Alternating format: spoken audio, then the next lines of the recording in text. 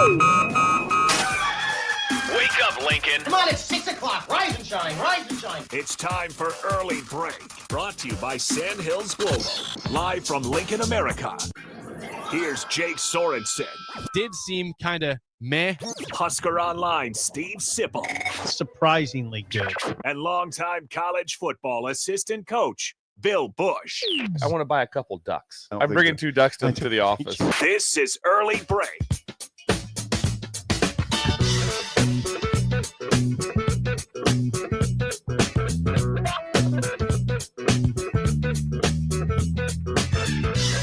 Good morning. Happy Tuesday to you, Steve Sipple, Jake Sorensen, Bill Busch on Early Break. Bill, I believe you have an update on the drought after yesterday. Drought's over. Is it over? Drought's over. I saw we had almost like 1.7 inches of rain yesterday I'll in be Lincoln. honest. I'm shocked that's the number. I thought it was more. It felt like it was like 5 inches. It felt like it was A 5. monsoon. It rained for 12 straight hours, and there was times we had pretty heavy rain. Times. There was times it was like, okay, this came down pretty good. I was shocked at the number. I thought we were going to get higher. I thought it'd be a minimum of 3. I really did. Did you get out? I was out. I got bullet out at one point where it wasn't raining. We got out. Me and Sugar got out last night. Probably it was dark, so probably about the 6 o'clock range. And Sugar was very happy to be. That was her first walk of the day. See, at we got 6 out. o'clock. We got out in the afternoon. I'm Yeah. going to say 3 o'clock. During the rain, or No, it was a break. Dry break. It was a Okay. break. Dry spell. Yeah, but it was you had to watch. Yeah, You it had was to on. watch because it was. There was times for like 6 to 7 hours. Your app on your phone said 100% chance of rain. It did. 100% chance. That's amazing. That the swath of that storm took was incredible. What was the extent of the swath? Well, How about you and your big That's a good words? word. That's a good word. Yeah, it was just a large. By talking to people up in northern Nebraska, and it was raining there. Like, I was talking to people in Texas, and it was raining there. I think the swath was It's wide. the state. Yeah. It was the whole Midwest basically Yeah. getting hit I yesterday think. by I rain. wonder if it was the same swath that was raining in College Station, Texas. I wonder. College Station, you just dropped something there. You were talking to Trev. No, I Ooh. wasn't. So what were you and Wasn't. Trev I discussing? wasn't talking to Trev. That's good detective work. I mean, one could make it, but no, it was not. It was a journalist. Yes. Wonder who that could be. I might know who that journalist is. You could hazard Friend a of the guess. show, Yeah. from a couple years ago. Were you trying to get information, Steve, Yeah, not really. about I mean, the SEC? no. I mean, just talking. But it was raining there, and I thought, I wonder if it's the same swath. Yeah. Swath. And And it, what- did it? That word did not come into your head No, it didn't. until this morning. No. But anyway, yeah, it was kind of nice. What's today's? While we're doing the I don't- weather, no thing. weather. No rain today. No I rain. don't think there's any rain today. It's chill in the air. It was actually Just warm chilly. yesterday. It got the- warm. It was temperature- weird. it was Yeah, weird. It was very It was weird. about 7. It was Yeah. odd. It was like you didn't need a coat. When I took Sugar out, I go, you know what? I'm going to be in the garage for a while. We have a heater in the garage, so I started it for when I come back. I came back. It was 90 degrees in there. It was like 90 degrees inside the garage. Bill got called it. me. It was Bill a hot called me. box. It's terrible in my garage It's right a now. hot It's horrible. box. It's a sauna. Yeah. It was like that. Yeah, it was odd. I had a winter coat on. I was like, why do I have this winter coat on?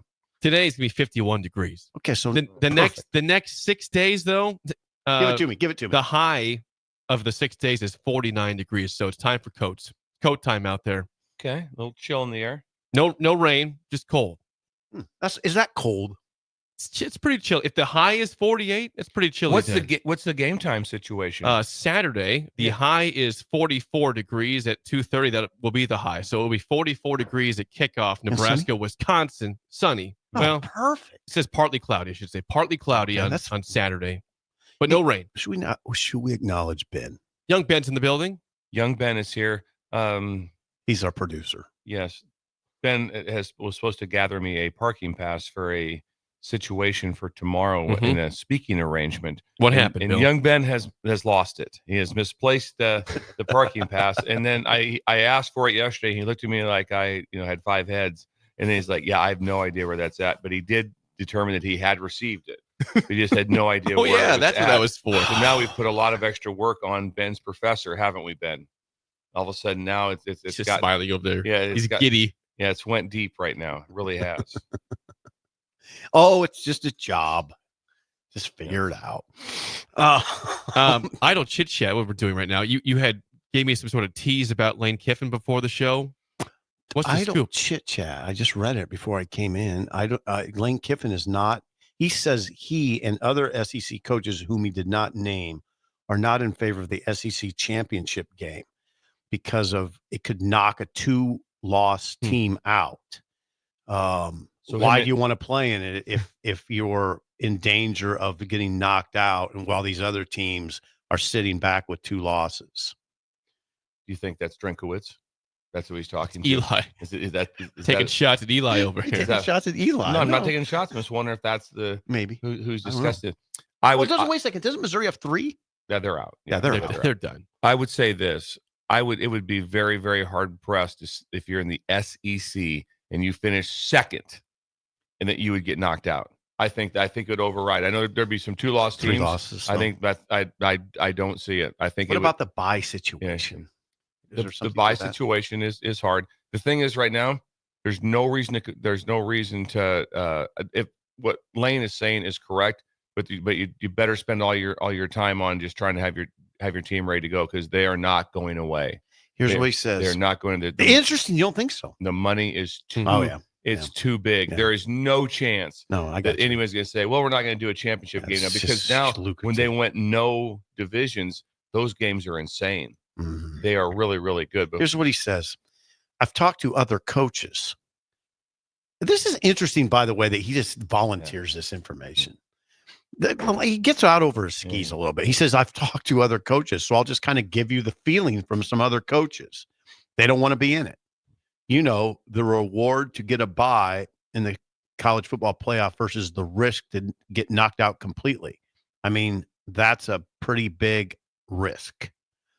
Well, if it happens, it's a big risk. If it would happen, you see what he's saying? Yeah, and there's a really good chance that everyone goes in this year with 2 losses. Right. And so say if Ole Miss finds itself in the SEC championship game against either Texas or Texas A&M, teams like Georgia, Tennessee, Alabama wouldn't be given the opportunity to lose a 3rd game like the Rebels. So I get where he's coming from, but you're exactly right. God dang, that's a tough one though. It's just I'd be negotiating if I were SEC, Big Ten, everyone. I'd be negotiating. I'd be like automatic qualifiers should in those 2 leagues should be the title game. If you're in the title game, in the SEC and the Big Ten, that'd be one of my negotiating points. I'm trying to think what would be there's always some snafu though when stuff like that comes up. Like, but what if this happens? Then could they be? Before it was if you said that before and it was if then just say it was old school East West Big Ten and all of a sudden it's like, well, I was in automatically. And they had because they had divisions and they were 8 and 4. That'd be a problem. That'd be a problem. Yeah. They'd be like, no, we can't do that. But now when it's no divisions, oh yeah, it might not be a problem. If you finish in the top 2, what team would not sign off on that? Oh, no. Everyone, I team could would. see other teams and other conferences complaining. Let's say that the loser of the title game in the SEC has 3 losses and they got murdered in the title game. Well, they got beat 48 to 3. Yeah. And then you got teams, hey, listen, we got a 12-team playoff.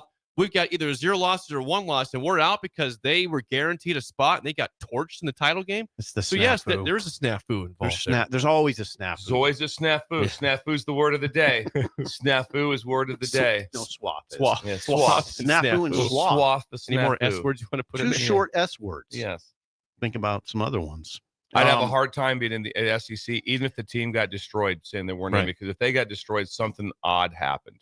And that would, first of all, right now, I want you to think about this. What is the SEC and the Big Ten proposing? What are they? That they get 4 teams automatic. So when you have, so I don't think saying you have 2 teams automatic bid, because that would change everyone as far as like right now, if Lane Kiffin knew that if they went to the championship game and they were guaranteed that they were in, they'd be like, yeah, we're good. Because all he's worried about is not making it.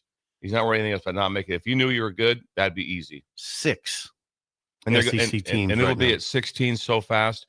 Like I said, they being, I think it's 2 years when it changes. I don't think it's going to go to 14. It's going to go to 16.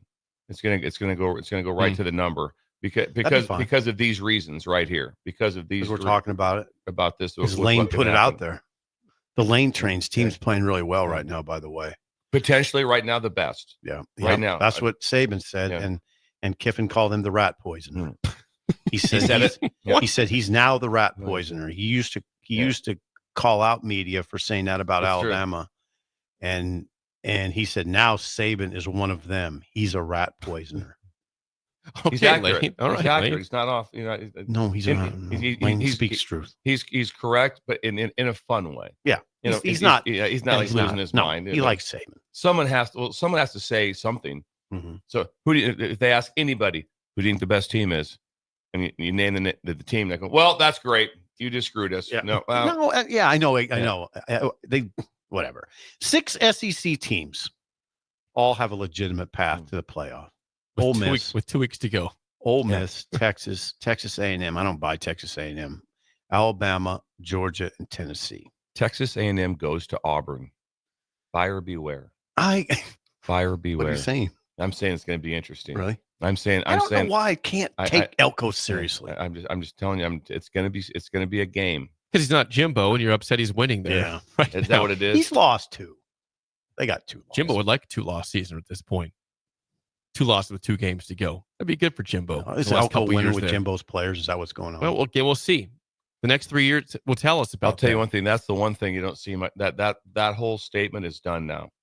Just wait till I get my players in here, because people get their players in there in about 12 hours. Is it done? Yeah. Well, it's going to take me 4 or 5 years to get my players in there. No, I don't think so. Come on, you can aren't a lot of those guys Jimbos? You can flip. There's some there. Yeah, there are, thank you. Let's see what they had. I'm just saying now. You flip Probably your like roster. the best ones are Jimbos. Remember, No, of course. Right? I mean, Matt. For you look Sip, at yes. Matt, can you break it down. Imagine Prime saying that. Well, wait till I get my guys in here. Well, your guys are here. Different. Jimbo didn't leave the cupboard bare. Yeah. Yeah. That's not true. That number 1 recruiting class was an implosion. I know, but there's a lot of other guys there. Complete implosion. But there were guys. That was just one class. Yeah. He had a lot of classes. That was one class. Forever, they paid him Jimbo left that $77 place. million to leave. Forever, the Jimbo apologizers. He'll be back, right? Somewhere, maybe. Probably not to A&M. I don't think that. I think he's Somewhere done else, there. maybe. Oh, not A&M, but he'll be back. That is Idle Chit Chat, sponsored by Renew. Please call or text David at 402-833-3858 or go to renewyourauto.com. They do everything from body shop, ceramic coatings, window tinting, spray in, bed liners, and more. Renewyourauto.com. Yesterday, we heard from Matt Rule at the podium. Sip, you were there in the room for Matt Rule's press conference. The word snake bit was brought up.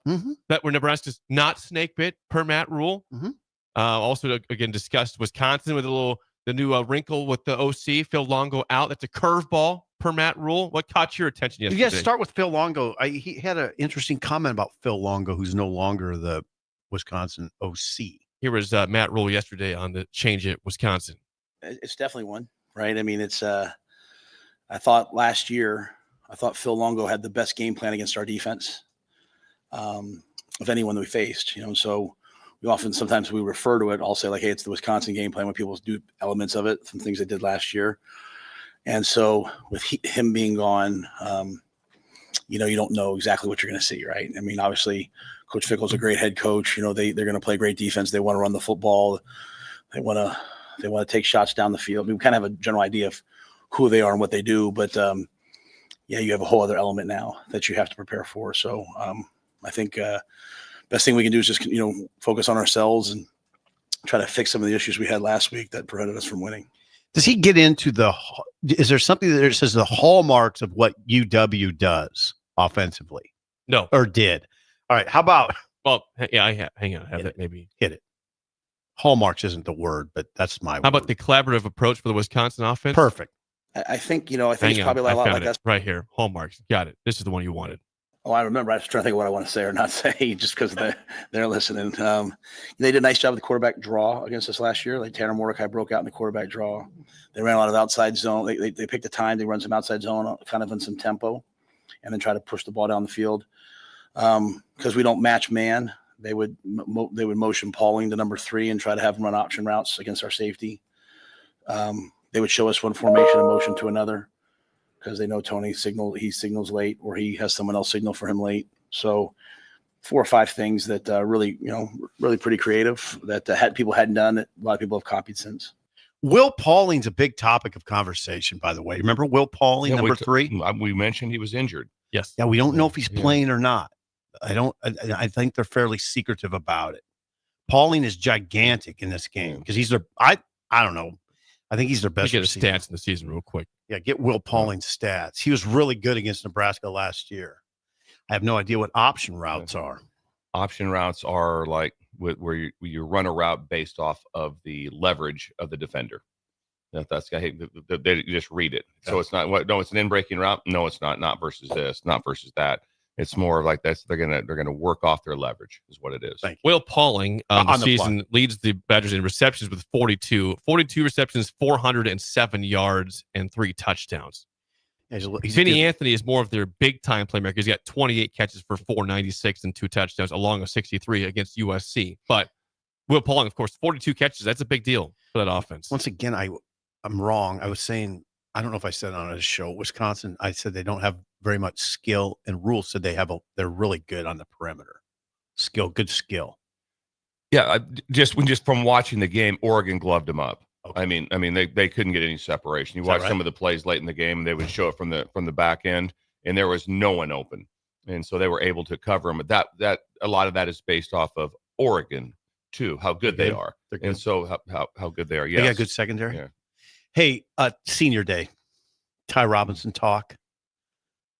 General senior day. Senior day. Here's Matt Rule on that from yesterday. The way I've always looked at it is once you've played for me, you've played for me for life, right? Like I have guys that call and text me to this day that, I had to throw off a team, hey, you're not allowed to be here anymore. Doesn't mean I don't love you. I mean, I got Mark. I talked to Marcus Washington last week. I coached him for 6 months, right? A year. So it's a little different, but, at the end of the day, they all made the decision to come here. They wanted to be here. I do think there's something special for the guys who were there for 4 years, for 5 years, for 6 years. I mean, there's no doubt, right? Like this for the last however many years, this has been a tough time for Nebraska football. And I'm here I'm going on my 2nd year, and I certainly feel the weight of it. I certainly feel like as you're trying to break through how hard and difficult it is, right? And I'm 49 years old, and I've done this twice before. So like I'm encouraged by those things. To think of the guts and the courage of Giff, of Ty, Nash, and all those guys, like I don't want to forget anybody, but you get the point. You think of the courage of Javen, just when they could have just left and gone somewhere else. Hey, I want to just go experience this, or they could have left and gone to the NFL. But for them just to keep coming back, I hope that's why I want to win so badly for them. I hope history looks back on them. In the Bible, they talk about those who stand in the gap, and I won't get religious on everybody, but like they've stood in the gap here, and they've taken some shots for it too, and they're still here, they're still standing, and so that's why I say what I say like this, so that our young players hear it, because we'll break through, and we'll win at a high level, and a lot of guys will come in here and they'll be a little bit more entitled. They'll be more concerned about what number they wear. They'll be more concerned about their NIL deal than what car they're driving. That wasn't Giff. That wasn't Nash. That wasn't Ty. Think about Nash, man.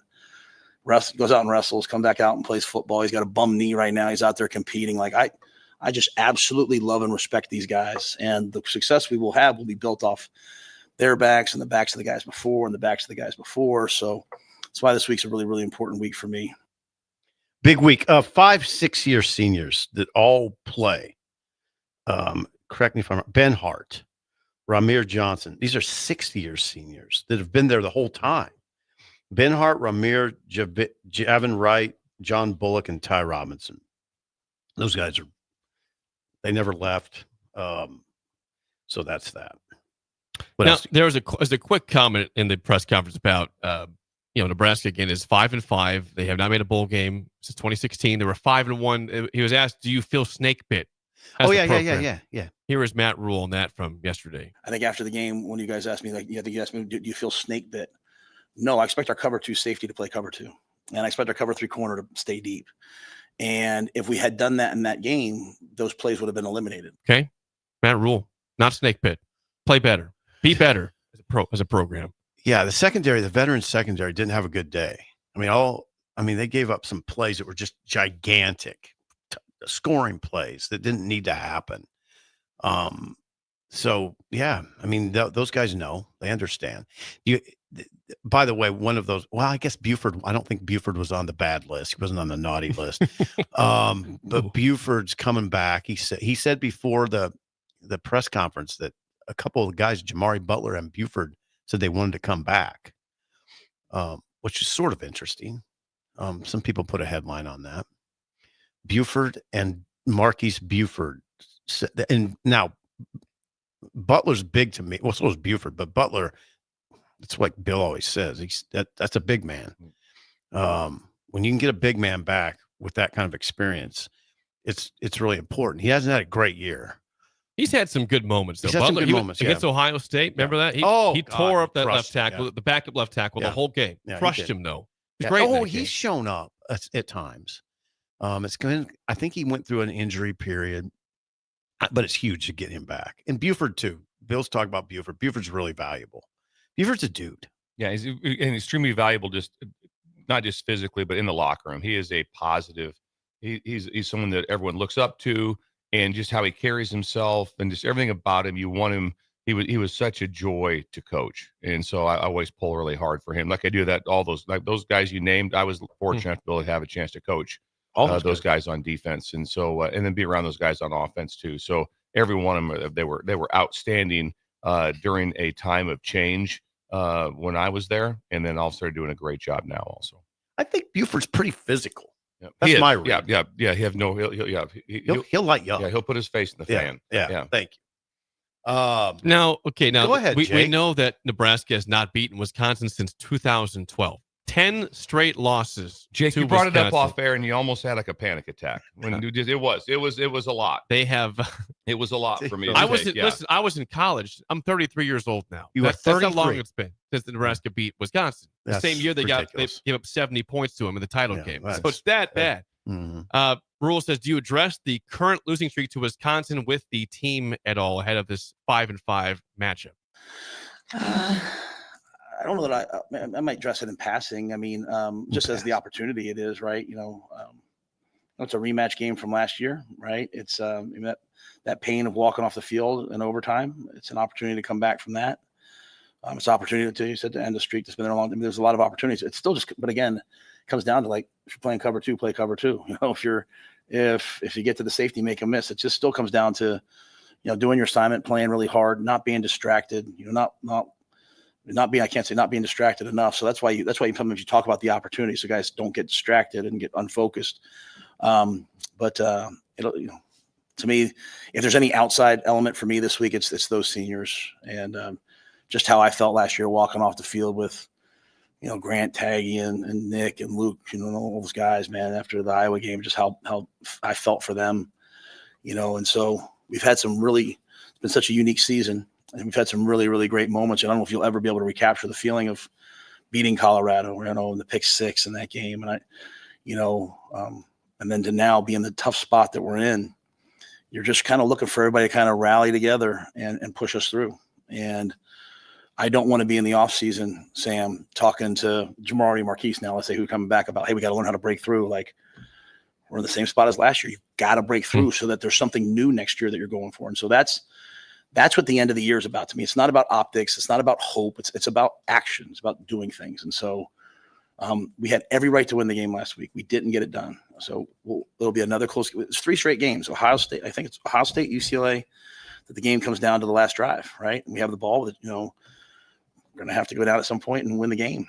And, Wisconsin just played a great game against Oregon. They played a great game against Penn State. They're talented. It'll be probably come down to the last drive. And, I want our seniors to win one of those. And so I'll do everything I can, and I expect our staff and players to. Yeah, they bear the weight of these streaks, this current team. And some of these guys, they didn't have anything to do with most of it, the bull streak or the Wisconsin, the losing streak to Wisconsin, but they still bear the weight of it, which is fine. But yeah, that's but the breakthrough is really necessary. And as a quick aside, Troy Dannon last night on his radio show said, we got to get to 6. I got to sell a stadium project. So the boss spoke last night. It was sort of interesting to hear him talk in very plain terms that we need a win.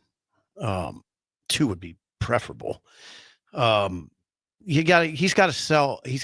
What I've heard is $100 million. He's got to raise. He's got to raise $100 million. That doesn't happen easily. No, it doesn't. I mean, our friends, Matt Davison, he raised money for that facility, and it was not easy. Especially when you're losing 22.5 to players, which is now with revenue share, whatever you want to call it. So that's going out the door, right? And then also you want to have NIL also. Right.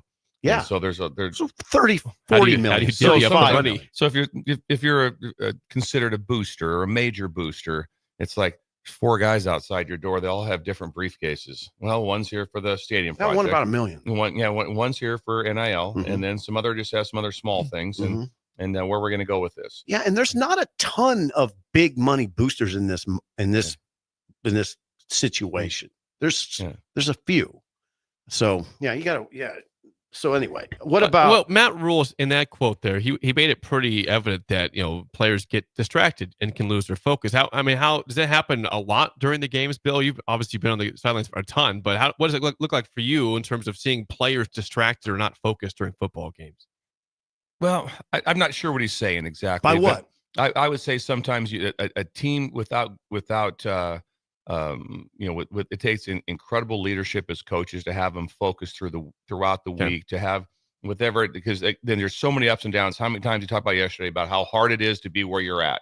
There's 3 undefeated teams out of 134. And it's so hard to have them ready to go. I just say that there's random distractions where all of a sudden it's just like it's scores tied at halftime. Or right before half, and you look over and there's like 4 guys just kind of like goofing around. That doesn't happen. That doesn't happen for Nebraska now. And also the hard part is you have to remember as you travel, somewhere around, I don't know what the number is now. It's like 72 or anyway, it's a high number.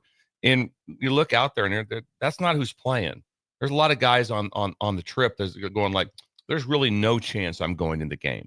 And so there's about 10 to 12 of those guys that are like, there's no chance I'm even going into this game unless all hell breaks loose or something weird happens. So there's always the focus of holding everyone together. If you take a look, I believe like that, the number I think in the NFL is 53 active. I think it's 48 on game day. Yeah, it's not all. They're not all in there. So it's 48, and all 48, except for maybe if you're a backup guard or tackle, you may not go in the game.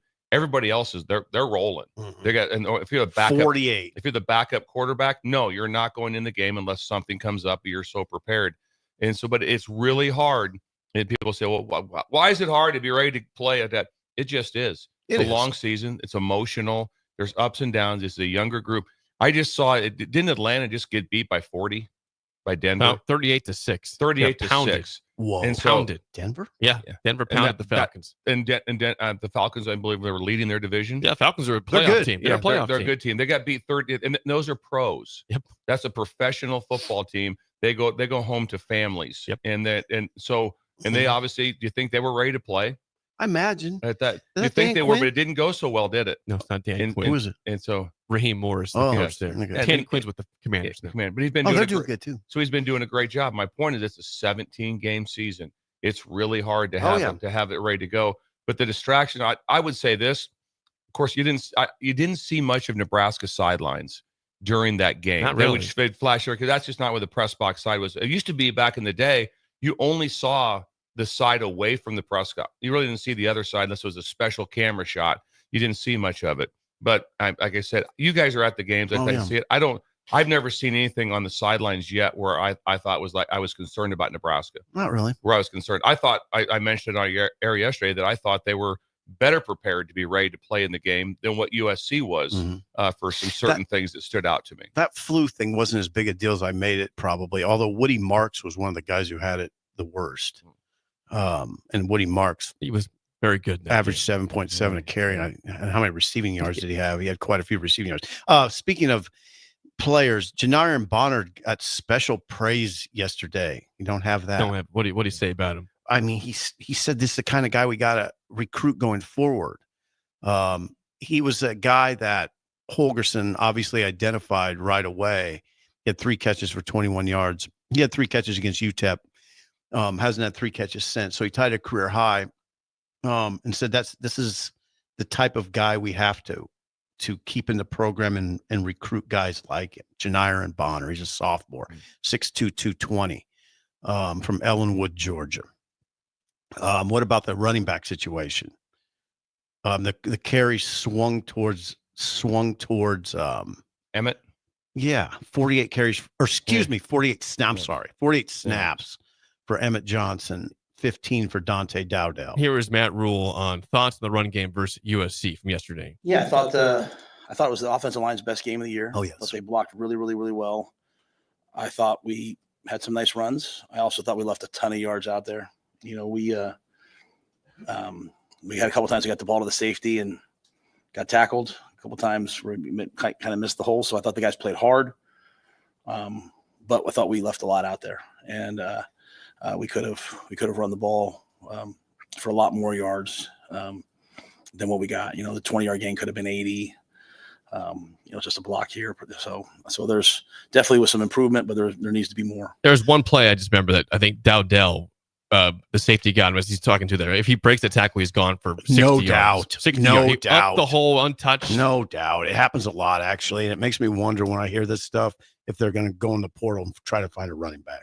I mean, That was still a good run by him, but if he breaks the tackle, he's going for 60. Yeah. Instead, it was 20, which is a good run still. There was a question about what's happening in the downfield passing game. They had one pass of over 24 yards.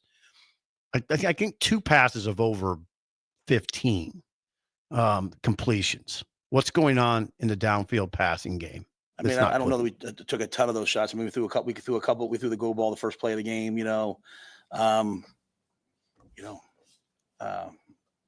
I was arguing for a defensive hold on that play, right? You know, I think early on you don't get it. You're kind of like, all right, well, it is what it is. I mean, they played a lot of man against us, and I thought we were efficient. I thought we recognized that we were going to take the ball out of our hand, get through progressions.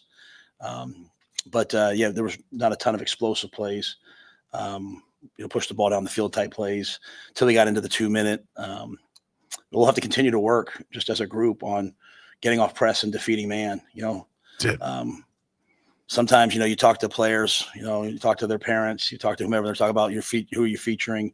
There's not really a lot of featuring of people. It's like it's in man who wins. And so the one thing about Dana's offense is he's going to throw the ball to the guy who's open. So we called some down the field. We just necessarily didn't win down the field at the level you'd like to. But I don't think any of that is representative of the offensive line. I thought the offensive line protected and won their one-on-ones, except for we had one right before the half where we snapped it. It was supposed to be on 2, and the center snapped it on 1. So we gave up a sack on 3rd and 4. I would be remiss if I didn't say I thought Janiron Bonner played one heck of a game. I mean, I thought he was really, really. When you have a wideout that you can throw the ball to on 3rd and 10 and go get a first down on a screen, and then come in and crack the defensive end and run the ball. He's a special player. And, when Dana comes in with a fresh set of eyes, sometimes as a player, you're like, oh, they're not giving me a chance, or they don't see what I can do. When you have a new coach come in and he recognizes what you can do, it's pretty cool. So for all the young players today, I was able to point out, like, Janiron Bonner never complains. He played fullback last year. He runs down on kickoff. He plays on punt. Plays on punt return. Plays on kick return. So he's the type of player that we're just going to continue to try to find and build around. Tough, competitive, strong, physical, can make plays. I know that's not really what you asked, but I'd be remiss if I didn't say that. But I think Dana had a good plan in terms of, hey, getting the ball in some of those guys' hands a couple times and seeing what they can do. But yeah, I think we called some down the field shots and just didn't quite win on them and at the level we'd like to. If you listen closely, and someone asks you, Bill, Jake, Ben, what's wrong with the offense? He tells you.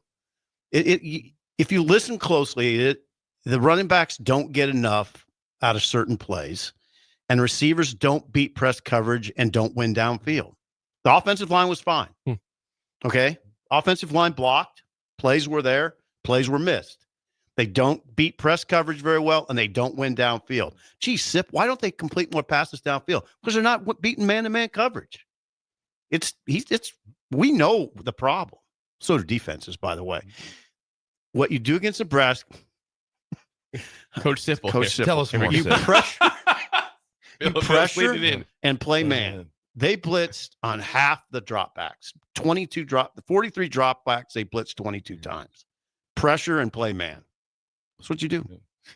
Thanks, Steve. That's Coach Sipple. So they got to figure out how to beat it, but you got to recruit guys, as Bill knows, that can beat man coverage. Those are the dudes.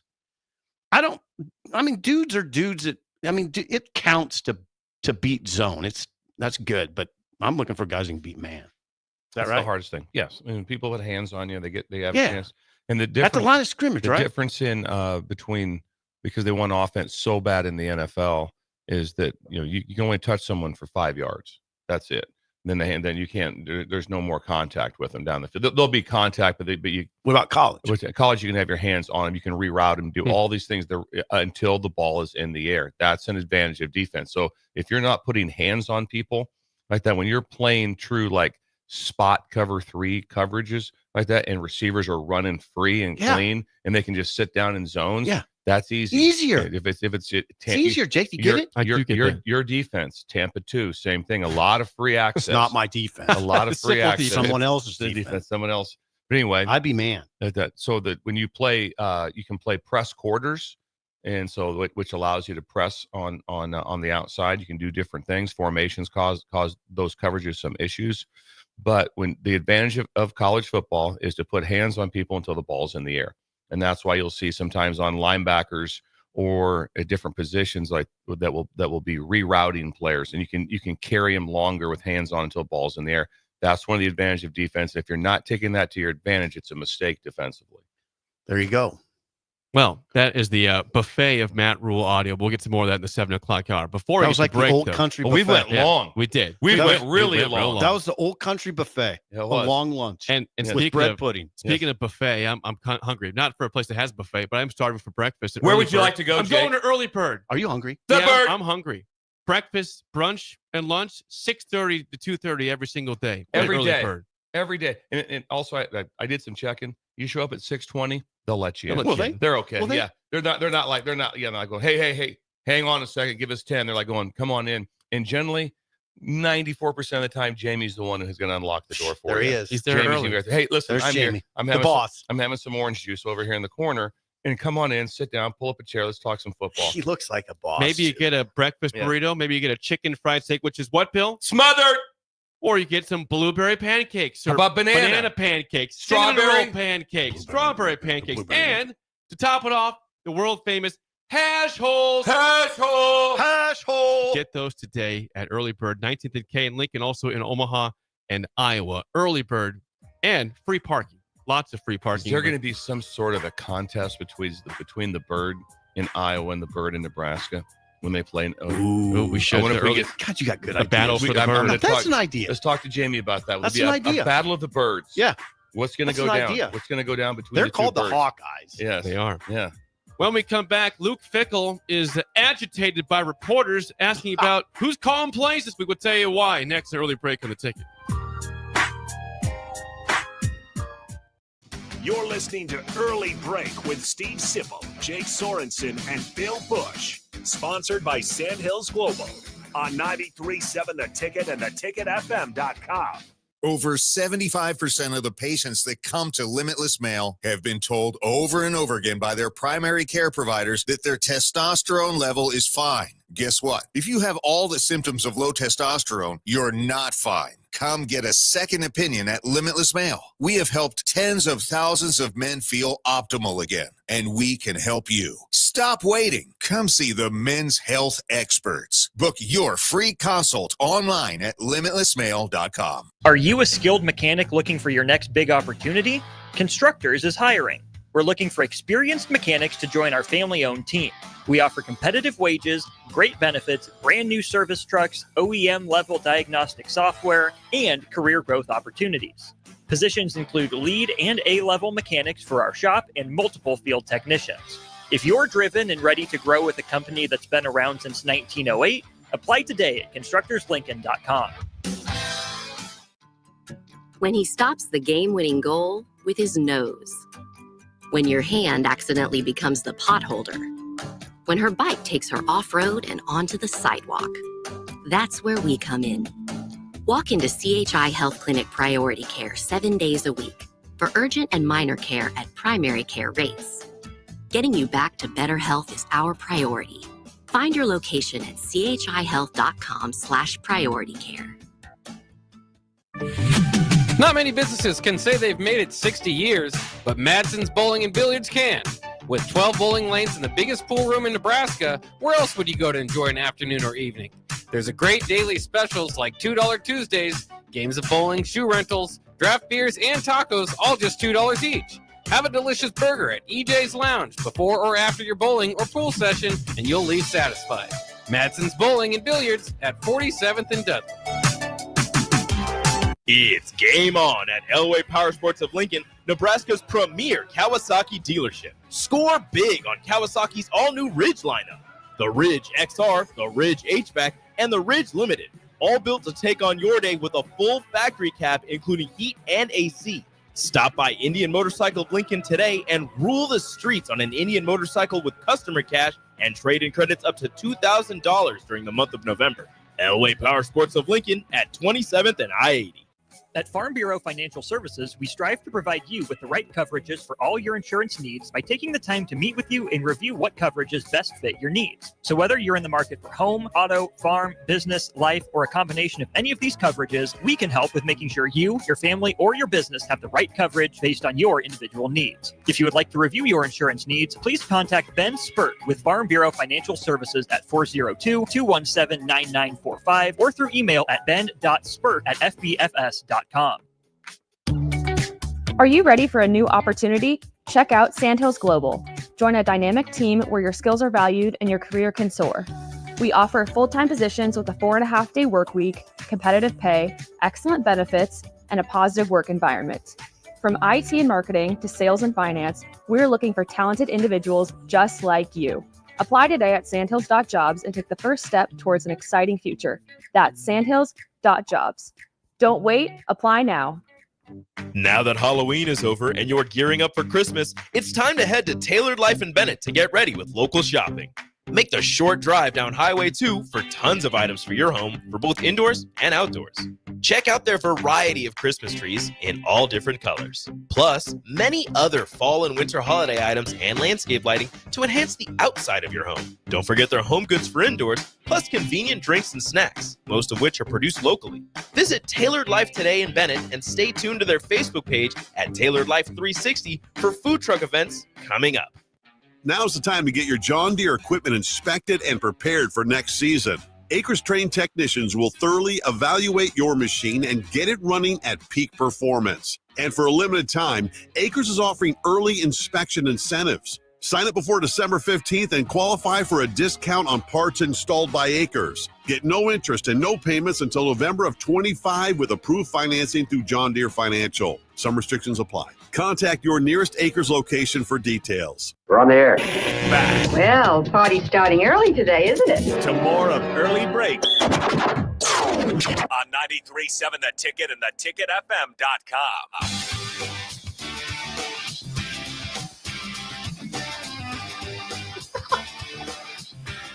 Segment 2 is always sponsored by our friends at Beck's Hybrids Farmers. We know that volume discounts are a major factor in ordering seed. Oftentimes, discounts are lost buying from multiple brands, but Beck's has the most diverse lineup in the marketplace. Go to beckshybrids.com for a full farm quote. And always remember the 3 F's, faith, family, and farming at Beck's Hybrids. Today, it's heavy work at that. It's beakers and beans at Beck's. Tell us, the please. triple B. Well, beakers and beans. We talk corn so much, right? We talk up corn and how much we appreciate the ethanol for our gas. Yeah, and absolutely. And today is bean focus, beakers and beans. So Trevor's working on the increase of bean fields. Bean fields. Yes, we're working on that. They want to make beans way more profitable, and they've done that. They're trying to get that up to the corn level, which would be remarkable. But the highest bean yields are Beck's. Is that right? In the world. And that means a lot. And so today, there's the 3 B's. So 3 B's going on right now: beakers, beans, and Beck's. And so, I mean, I'm really impressed by your knowledge. And they're making hoodies also with that on that. And I want Trevor, one of those. we'd like to get those. We'd like to have one of those hoodies. Hopefully by the end of the week. I'd like Jake might wear it to the game this weekend. Good chance, and then leave early. Joking, Jake. I don't intend to leave early in the game. End of the game. Huskers have the ball up 13. Clock's ticking. It's over. I'll be there. Are you storming? Not storming. Are you storming the field? I'd be at the game still. Are you crying? Potential for tears. Jake, what? If things Wouldn't are you love to see Jake with tears just of tears, joy? just tears on of the joy. TV. Yeah. Give you a big hug. Jake, did it. Over, Jake. Jake, I want you to think this through. For some reason, if it's tight, things are tight, which I don't believe. It'll be tight. If they say it's tight, don't leave. It's I'm not gonna never leave. worked for you. No, you've left before. It wasn't tight when I left the last time. It was a 20 How'd it point come game. down to? When I left, they played better. Yeah. So maybe I was the problem in the game. Jake, don't do it. Try to stay. That was the problem. Jake, Just a chance I was the problem. this crazy fandom of yours has to stop. Never. It's got to stop. You have to be able to be a little bit more like hanging in there. He's hang. pretty young, Bill. I hang still. Yeah. I hang. He will calm down with age. Well, somebody who is agitated right now is Luke Fickell, who we'll see this Saturday in Lincoln playing the Huskers. Yes. We know that Phil Longo, the OC, was let go by the Badgers earlier on Monday following the 16-13 loss to Oregon on Saturday. And he had a press conference, Luke Fickell did, and he was asked, who's going to be calling plays? Because it has not been named who's going to be calling plays for the Badgers. Here's what Luke Fickell had to say about that yesterday. Why does it matter? Right? I mean, the offense will, be run, and those guys will do a lot of things collaboratively together. And I don't think it really is important as to who's calling it. I guess it gives you the ability to point a finger at somebody if that's the case, but it's not one of those things I think is that important. Sometimes I think it's overrated in some ways, but it'll be a collaborative group, and those guys will have to work a lot together. Okay. Hang on real quick. Yes, Let's play the start of that again. Okay. Yes, here we go. Why does it matter? Right? I mean, the offense will, be run, and those guys will do a lot of things collaboratively together. And I don't think it really is important as to who's calling it. I guess it gives you the ability to point a finger at somebody if that's the case, but it's not one of those things I think is that important. Sometimes I think it's overrated in some ways, but it'll be a collaborative group, and those guys will have to work a lot together. I will say this: Luke's a friend of mine. Obviously, I coached with him at Ohio State, and he's a great person. He really is. I'm sure he has a very clear idea of who's calling it, but it would be really funny if you got in the press box all of a sudden, like that kickoff return, 1st and 10, it's just silent. It's like, who's calling it? Why does it matter? It's a delay of game. Hold it. Somebody call it. Delay of game. We didn't have a play call. Why does it matter? Doesn't matter. So at LSU, there was 2 people called plays. Steve Ensminger was the offensive coordinator, and he called probably 64 to 68% of the game. Joe Brady called the rest of the game. But they had their specific roles so nailed down. As far as Joe was heavy 3rd down, and he was heavy red zone. Wow. That's where he was. That's where he interesting. highlighted the other. I mean, the number of calls that were made during that season that Steve Ensminger made was remarkable. But it was also so seamless on who was calling what and when how they were handling it, and also. But here's where it got better. Here's where it got easier for LSU. Right there, 5 first-rounders. Yeah. That really helped. When you had Joe Burrow at quarterback, you had Jamar Chase. I mean, so when you get a call plays and it's like, well, also if everything breaks down, there's a chance that Joe just makes someone miss and scrambles and makes a play down the field also. So sometimes that's where the play calling gets tight. It gets tense. When you have to call everything, when you start watching plays and you go, okay, they just ran a screen and it went for 19. Generally, the receiver made 2 guys miss and maybe broke a tackle. Did something somewhat magical on the play, and then all of a sudden, oh man, he's a great play caller. And so it's just there's a lot to it on who's calling the plays and most likely that's what it'll be. Someone's going to have control downs, and someone's going to have 3rd downs, and someone's going to have the red zone. The difference is that was known before the season for LSU, right? Absolutely. So it was very clear. You went through fall camp, like, okay, there's 2 guys, but we know how this goes. Wisconsin's having some issues moving the ball. This is now. Nebraska knows it's Holgerson. We got 1 guy. Yeah, he's out of not from here before the season, but it's him calling plays now. It's a variety of people at Wisconsin with 2 games to go. They're 97th. They're 97th in points per game. Nebraska's 101st. So it's tightly contested in that regard. Wisconsin's averaging 23.9. Nebraska's averaging 23.2. Did you have the average of what each team is averaging in the Big Ten? I do not have that. Ben, try to see if you can come up with that. With the average. I always look much heavily to what's going on in conference play. Even though the conference schedule is not the same, it's generally you get a better vibe for where the team is at. Well, the vibe's not great for Nebraska. In the last 5 games, 4 losses, Nebraska's averaged 15.6 points per game. Gotcha. Now that's a problem because it's at the end of last year when Nebraska lost its last 4. In those 4 games, they're averaging 13.5. It's nearly impossible to beat anybody good when you're scoring at that low of an amount of points. As far as this play calling thing goes, it used to drive people crazy when Bo was here, and everybody wanted to know who was calling the defense. Was it Papuchas or was it Bo? And people would always want this answer, and Bo would never really give an answer. And it came down to one time someone asked him a good question: who swings the final hammer? Who swings the final hammer? Did you ask it? No, somebody else did, unfortunately. And it was Bo. I mean, he swung the final hammer. No, Papuchas actually said that. He goes, Bo swings the final hammer. And I think Carl co-defensive coordinator too at one point, Jake? Yes. Yeah. So everybody would wonder, and Bo would never give a great answer. He was always very evasive about it. And he's kind of like fickle. Yeah. Like, why does it matter? He was kind of like that. Well, I would say this for the most part, the fans are the ones that want to know. I know. Like, they want to, who's calling the plays? Yeah. Who's calling this? Yeah. Why does it matter? It sounds a little like Bo, by the way. Yeah. The one thing you can tell from him answering it was that he was not happy. He wasn't happy with the question. But when there is a someone let go, could you imagine? No, it didn't go well offensively. It didn't. For Wisconsin. But they had the ball 16-13 with the ball in their hands against Oregon. Right. Against Oregon. Right. And then that game ends and it's like doom and gloom, where like a couple of weeks ago, it wasn't doom and gloom here, right? When Nebraska played Ohio State. Yep. At Ohio State. Played them well. Played them very close. 1 touchdown game, correct? Had the ball at the end. So my point of it being is it's like that wasn't doom and gloom at that time. And so that didn't sound great. And remember that, like I said, when they played Penn State very close, then Penn State got away late. The next week, Wisconsin collapsed. Here's the issue at Iowa. Here's the issue against Oregon. Wisconsin had 0 cumulative yards in their final 4 drives of the game. It was unbelievable. It really was. It was unbelievable. And then now the fan base is up in arms. Maybe the AD's up in arms. Hello? Well, I can't imagine, right?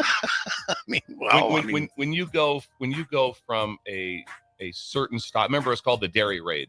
They had a name for it. All the things they do, and Longo wants to run the football. He does. And when you're watching him, you didn't see that as air raid at all. No, watching Wisconsin at all. They were in 12 personnel. Right, there was not a dairy so raid. It wasn't like, well, he's just winging it all over the yard. That was not the case. But it's not going how it used to look at Wisconsin. When we come back, Bills Thrills and Song of the Day is next on Early Break. Song of the Day.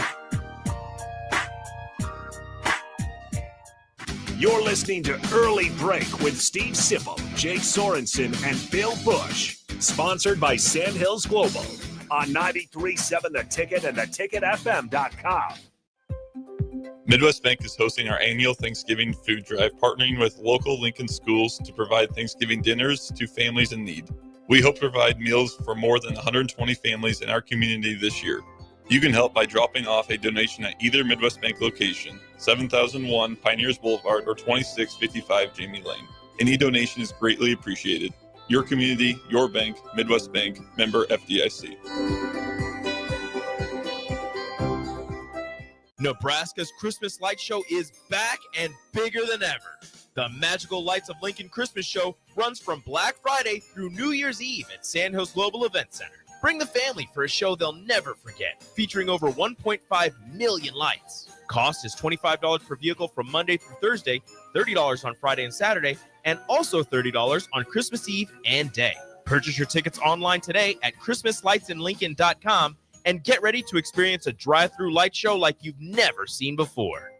Over 75% of the patients that come to Limitless Male have been told over and over again by their primary care providers that their testosterone level is fine. Guess what? If you have all the symptoms of low testosterone, you're not fine. Come get a second opinion at Limitless Male. We have helped tens of thousands of men feel optimal again, and we can help you. Stop waiting. Come see the men's health experts. Book your free consult online at limitlessmale.com. Plains Cover Crop is your one-stop seed shop. Call us now for spring and summer forages, CRP mixes, and fall cover crop blends. We do farm-specific consulting for practical and efficient seed blends to fit your geography and goals. With a very diverse inventory, we will tailor a blend just for you. We're also looking for contract growers, and we buy and sell rye. Find us online at plainscovercrop.com. Timeless agronomy practices paired with modern technology. East Highway 20 in Orchard and across Nebraska.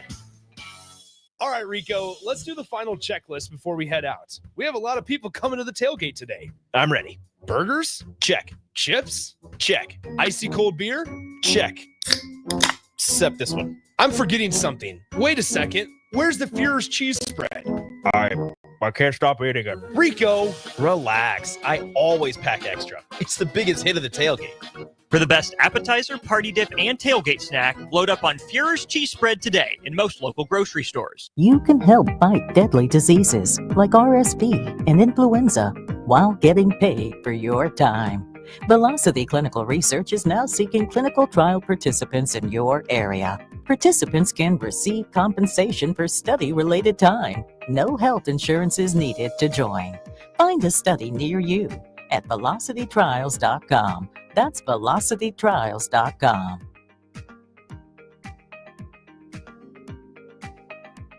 Are you a skilled mechanic looking for your next big opportunity? Constructors is hiring. We're looking for experienced mechanics to join our family-owned team. We offer competitive wages, great benefits, brand new service trucks, OEM-level diagnostic software, and career growth opportunities. Positions include lead and A-level mechanics for our shop and multiple field technicians. If you're driven and ready to grow with a company that's been around since 1908, apply today at constructorslincoln.com. Hey everybody, this is Chris Beecham from Brand Lincoln Podcast and Perch Merch, your go-to in Lincoln for printing and promotional needs. Speaking of that, we are running a huge hoodie sale now through November 30th to save you big money on great brands. 20% off everything from Nike and Bella Canvas pullovers to Gildan and Port & Company sweatshirts and district fleeces. Get yours for your group or organization today by calling us at 402-217-5212 or go to perch-merch.com. It's game on at Elway Power Sports of Lincoln, Nebraska's premier Kawasaki dealership. Score big on Kawasaki's all-new Ridge lineup.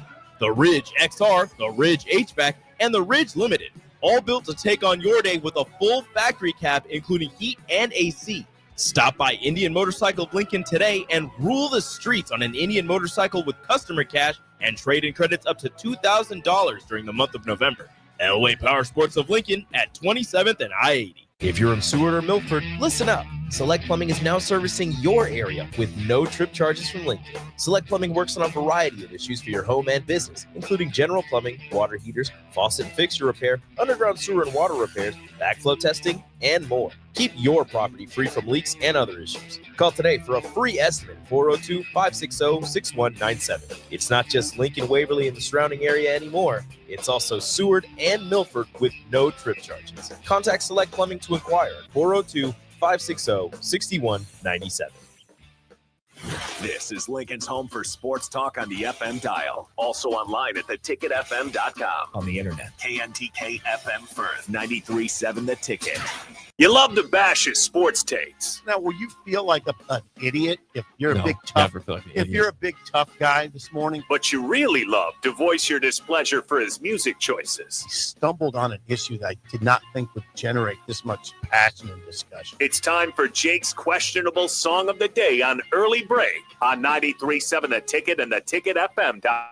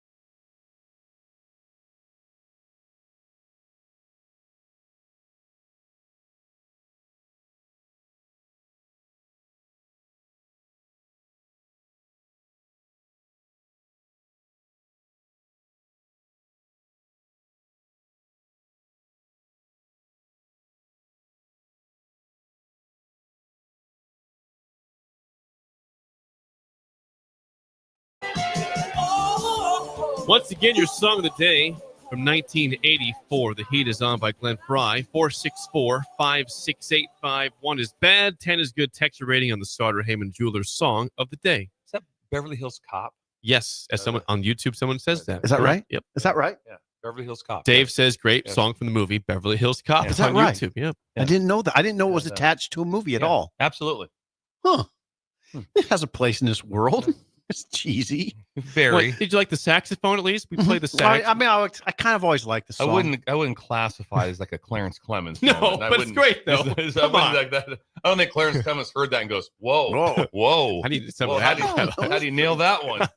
Yeah, I don't know about that. That was So it's more Glenn Fry. It is Glenn Fry. Glenn Fry. Glenn Fry had a few hits. He did. That was one of them. I've always liked it. I mean, it's not. I don't know that I would.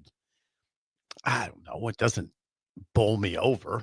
You know, it's just kind of a cheesy little You ditty. don't shut it down though. No, I wouldn't shut it down.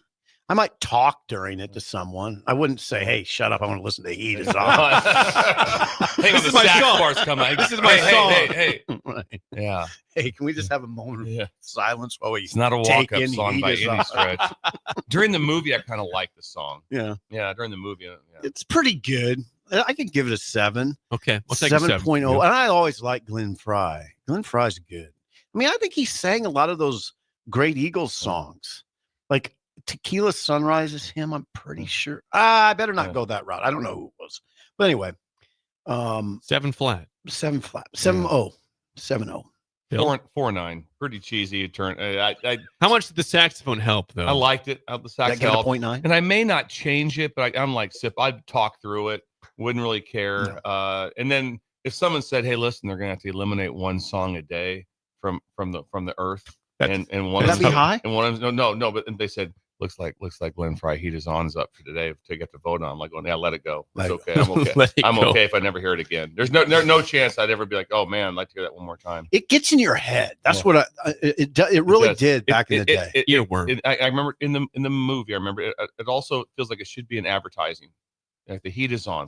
For something. It should be a jingle. Probably is. It's a jingle. It's For more a of heating system. It's a jingle, is what it is. I think Ben was happy. 7-2. 8.0 How from about that? Ben. 8 cheesy. Makes sense. Yeah. Likes the makes happy sense. cheesy stuff. Yeah, he does. Makes sense. And He Ben was was dancing. dancing. He was dancing. What do we got from the text Well, line? let's go to YouTube first. The tube. Troy 7.6, Chris 7.2. We have BWD 5 on that one. Justin 8.56, Brandon 5.5, Bob in Illinois says 7.7. Okay. Nelson Montana 7.9. Nels. Bolt 5.888 on that Okay. one. Nice bolt. To the text line, we have Kodiak Bear Bear. 4.4, Mike and Dalton a 9. Hook Bird 2. I gave it a 2. Thank you, Bird.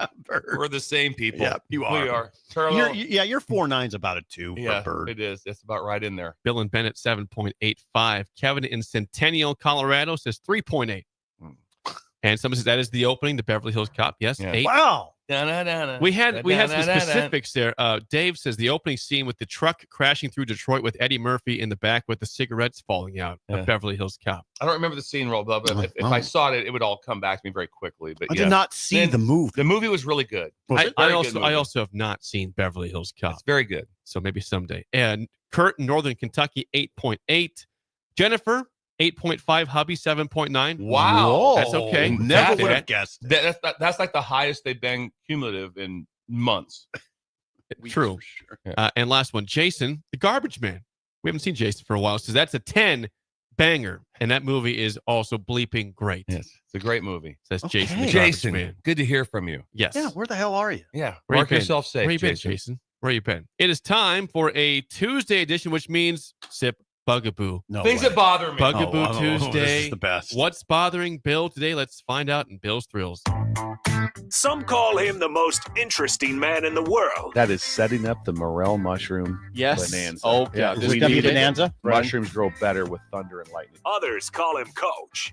But to everyone else, he's Bill. I want to get one of those military ab stimulators for us to wear during the show. You see, I sent it to you today. It's time for Bill's Thrills on Early Break Sponsored by Dirk, Scott, and Ty at Mid-Plains Advisors. Yes, as always, Bill's Thrills, sponsored by Dirk, Scott, and Ty at Mid-Plains Advisors, the ATMs, the cash cows of Lincoln. Call them at 402-730-7387 for a free consultation to plan your financial future today. It is a Bugaboo Tuesday, things that bother Bill, and where are we going today, Bill? Received quite a disturbing email the other day. It really has set me You back. emails? You're doing emails now? I do emails too. Yes, this is I'm kind of very unhackable. People can't get to me. It's in Hotmail. Oh, I think there's only 8 of us left. Yes. There's 8 Good people, job, maybe though. 6, and I stick with it. Yeah. When I give it out time, I need your email address. You always hear kind of a little chuckle from the person you're talking to over the phone.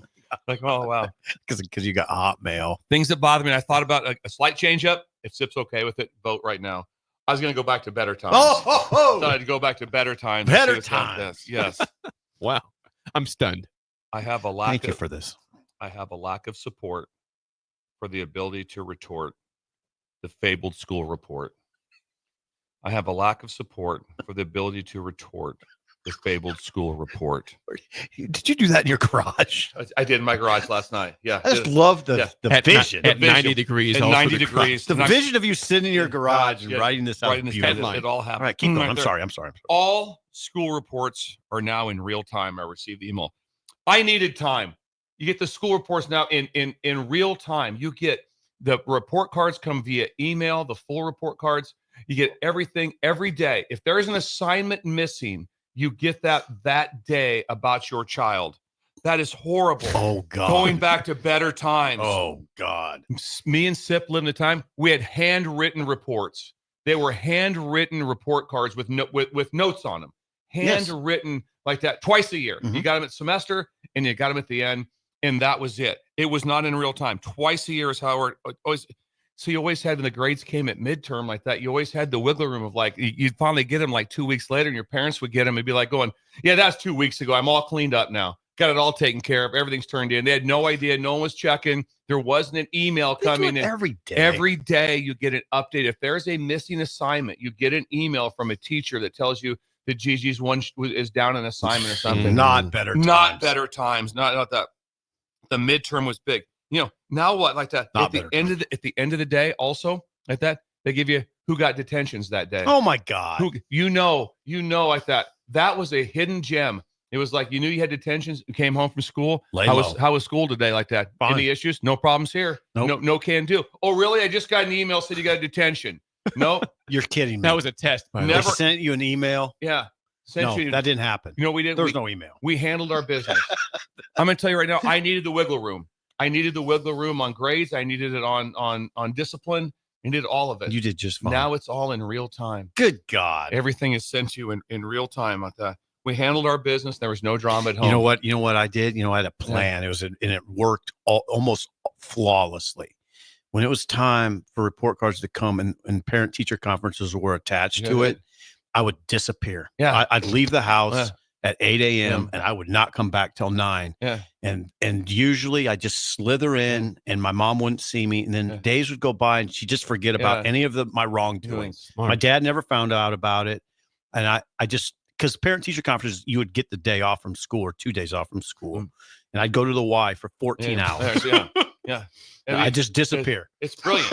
The panic completely disappear. The panic that went hours at the Y. Oh, I disappear. Right. The panic that went through my body when my parents went to parent Oh teachers my conference. God. Like that. They got Same. Monty Miller called him in 5th grade. They called him in. He had to go to the principal. My parents, both parents, my dad's a teacher, got called in and sat down with my parents without me and just said, Bill's an incredible leader. But right now he's leading everyone in the wrong direction. That happened in 5th grade. So I had to come home. So it was good news, bad news. Good news, bad news. Incredible leader. He's leading everyone. I had to have the sit down. Had this, Bill, we need to see you. Again, I was nowhere to be found. I was in my room playing Nerf basketball. You know the little Nerf basketball hoop you hang up on the door? Of course. I did that too. Play that for hours like that. So I'm in there. And I just knew it wasn't going to come home. There was never a time when it's like, wow, Bill, you're killing it. Never really came home that way. You just kind of tried to hope you could. Imagine if I was getting that in real time every day. Oh, God. Imagine that. And it's not better times. And it was another time I did this. I hope my mom probably never found out. And they don't mind now. I'm 58. There's a couple times where I got to they would mail your report card. And I was like, they can't see this. And I got to it You before stole them. And a lot of things go on in the world. And my mom was working. My dad's people working are busy. and they just didn't know. No, They just didn't know. forgot. They just never got the No. report card. I think it was fine. Yeah. Got through it fine. I got it before them. Me and Steve both graduated. Did just Yeah, fine. barely, but yeah. Yeah, barely. Went to Got there. college. I got a master's degree. You got a master's. I got a master's degree. Good job. I didn't. I got everything but my PhD, but except for the paper. I got all my. time I for got a all my. If I do my paper, I can maybe still get it. Maybe you could do your PhD. Maybe you could do it like that. Wesleyan. Yeah. Wesleyan PhD is serious business. Be I'm not nice. joking around now. I'll call him up this afternoon. Yeah, the chance Better of me doing times. that. Better times, Jake. Better times. I wouldn't have survived in these I times. couldn't have made it either. I couldn't have made it. That work, living everything in real time. Good God. And then just the. I mean, It'd be it was horrifying. Horrifying. We do have some response. Anything from the text yeah, we line. got some text line response and YouTube response, by the way. But first, 'cause people said they have Hotmail. 2 people said, yeah, they have Hotmail. So Nice. you guys are 3 of the 8 now. 3 of the 8. left We in the know who they world. are. We know who we are. Thank you. 3 of the 8. The Texas Casanova says, I'm with you, Bill, also on Hotmail. Life wants me to ditch my handle, but I'm Hotmail for life, or at least until they make me go away with it. Yes. Okay. Yeah, stick with it. In terms of detention, Ethan says, when I got detention, I would check the mail every day before my parents got home to get the notification slip and dispose of it like you did. Smart move. No one's hurt. No one that did not set anyone back in life. That's D fine. and geometry was never known. No, never known. Back in 2000, this is from unnamed texter. In high school, they would leave messages on the answering machine when you missed class, but you could just go delete it before your parents heard it when you went home. Brilliant. That would be Better absolutely- times. Better times. Better times. I couldn't imagine. Just knowing that everything that went wrong was getting emailed by the end of the day. I couldn't imagine what that would be like every single day. Is that really necessary? Yes, I'd be palms up to him. Right. Do we really need to do that? Really need to do that? Say that Today? I got 2 out of 10 on geology. I don't think do we need to know that today? Then the wiggle room time like that. No, It's like you get that finally they get like, no, that was 2 weeks ago. I'm all squared away now. When I say better times, I mean better times. I mean, Last one here from YouTube. Moonbot says, I just owned up to as a kid. Bad grades? Sorry, Mom. I'm just dumb. it's one way to do it, I guess. Moonbot. That's not. I don't think I could have said it to my dad when it went over. Plus, I had a lot of discipline issues. That was part of my problem. I can't imagine. Yeah, well, a lot of discipline issues. That is Bill's Thrills, sponsored Better by times. Dirk Better Scott times. and Ty at Mid Plains Advisors. Get to Nebraska, Wisconsin when we come back and early break on the ticket. You're listening to Early Break with Steve Sipple, Jake Sorensen, and Bill Busch. Sponsored by Sandhills Global on 93.7 The Ticket and theticketfm.com. You can help fight deadly diseases like RSV and influenza while getting paid for your time. Velocity Clinical Research is now seeking clinical trial participants in your area. Participants can receive compensation for study-related time. No health insurance is needed to join. Find a study near you at velocitytrials.com. That's velocitytrials.com.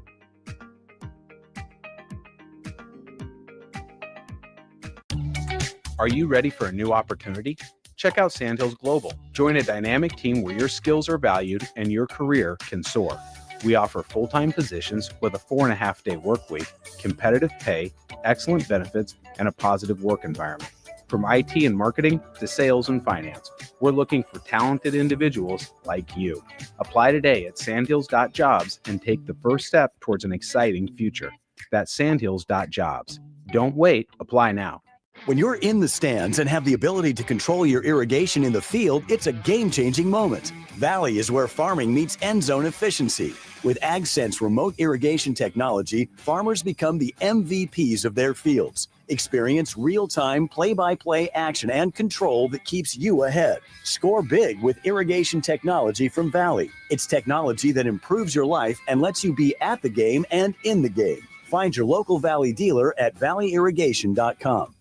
Unearth the secret to long-lasting tires at Tread's Central Tire Pros, a league apart in commitment, service, and expertise.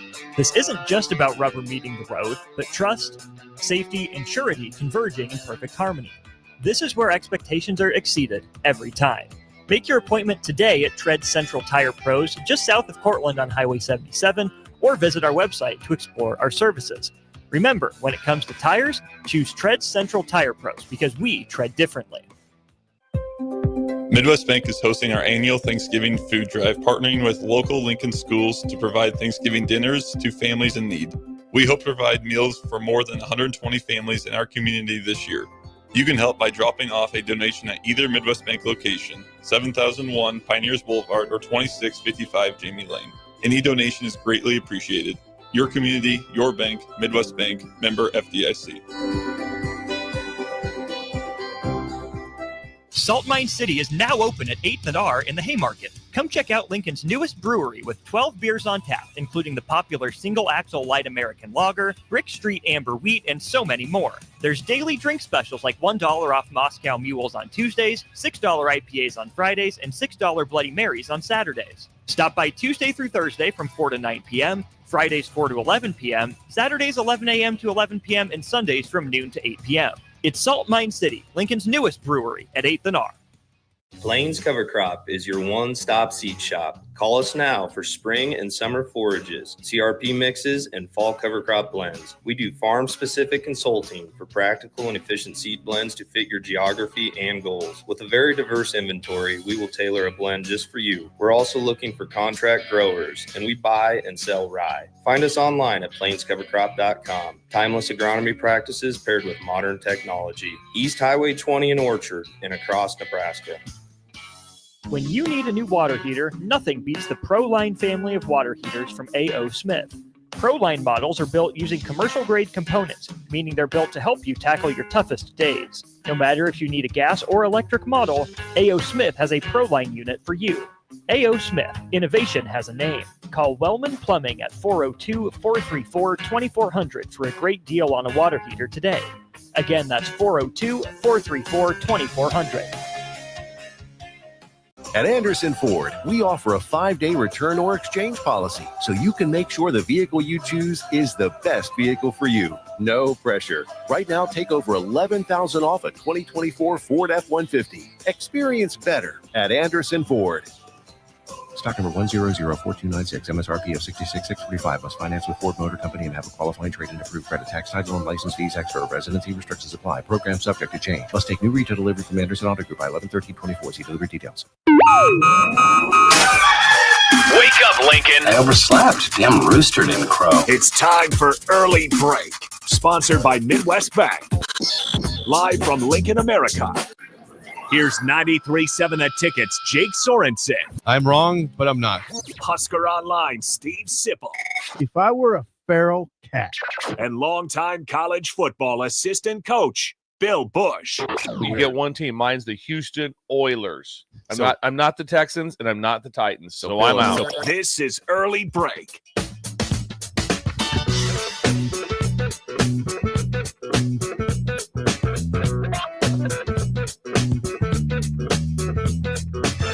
Welcome back to Hour 2 on a Tuesday. Steve Sipple, Jake Sorensen, Bill Busch on Early Break. Hour 2, as always, sponsored by our friends at Midwest Bank. Member FDIC. Location in South Lincoln at 27th and Jamie Lane, also at 70th and Pioneers. And what's going on with Shin Daddy today in Creighton, Bill?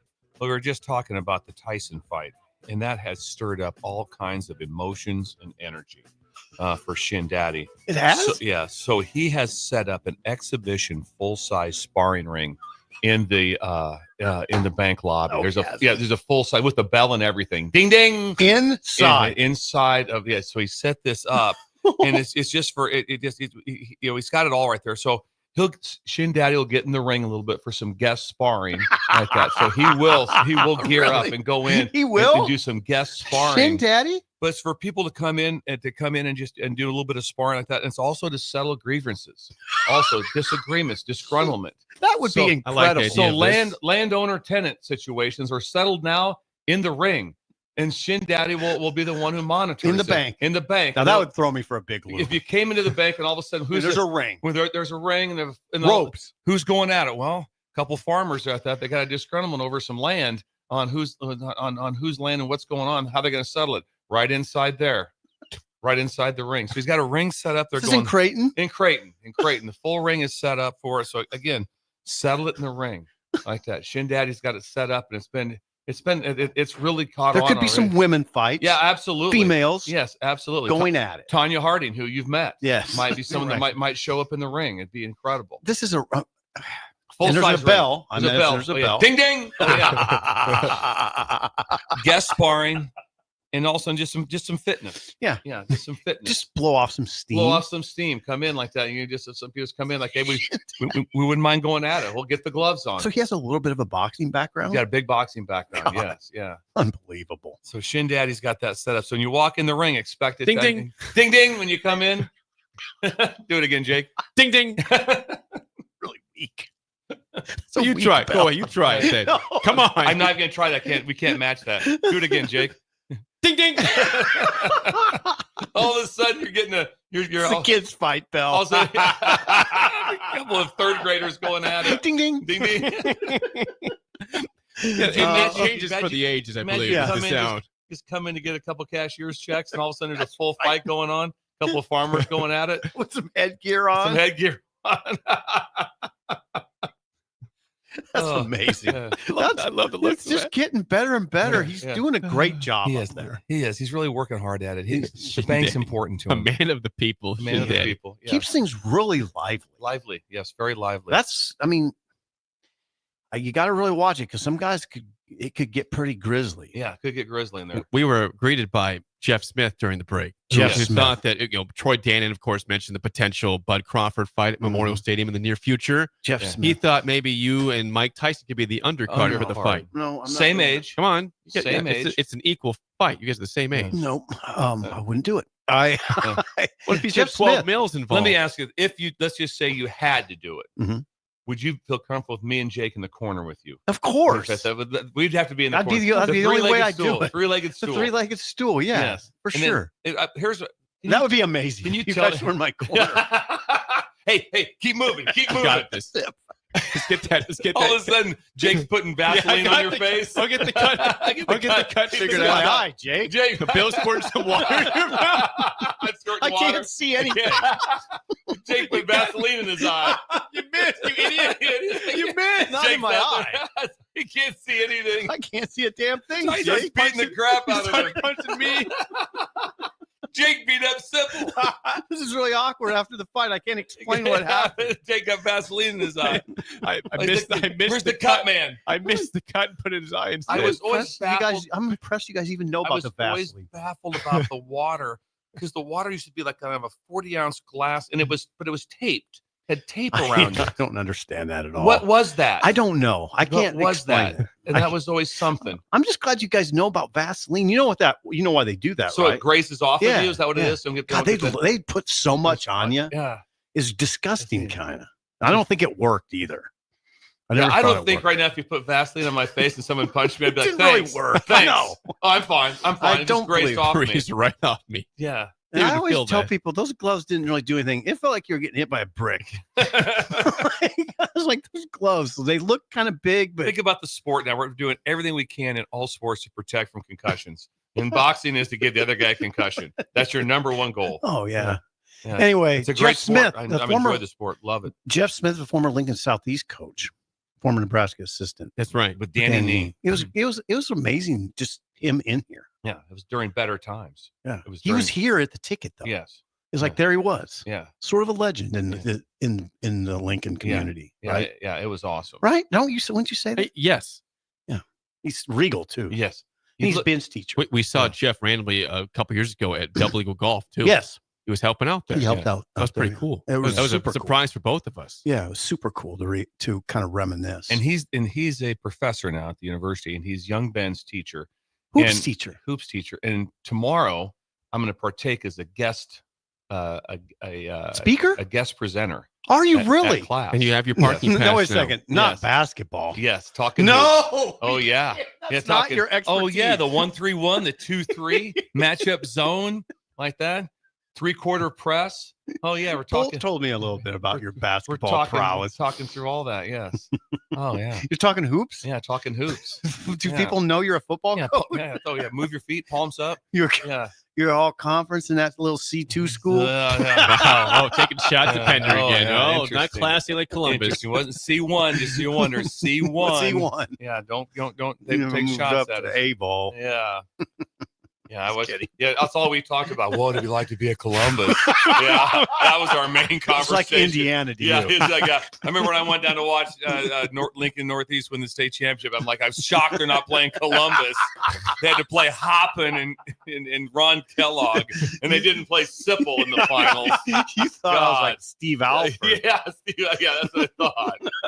The swoopy hair. Oh, God. Oh gosh.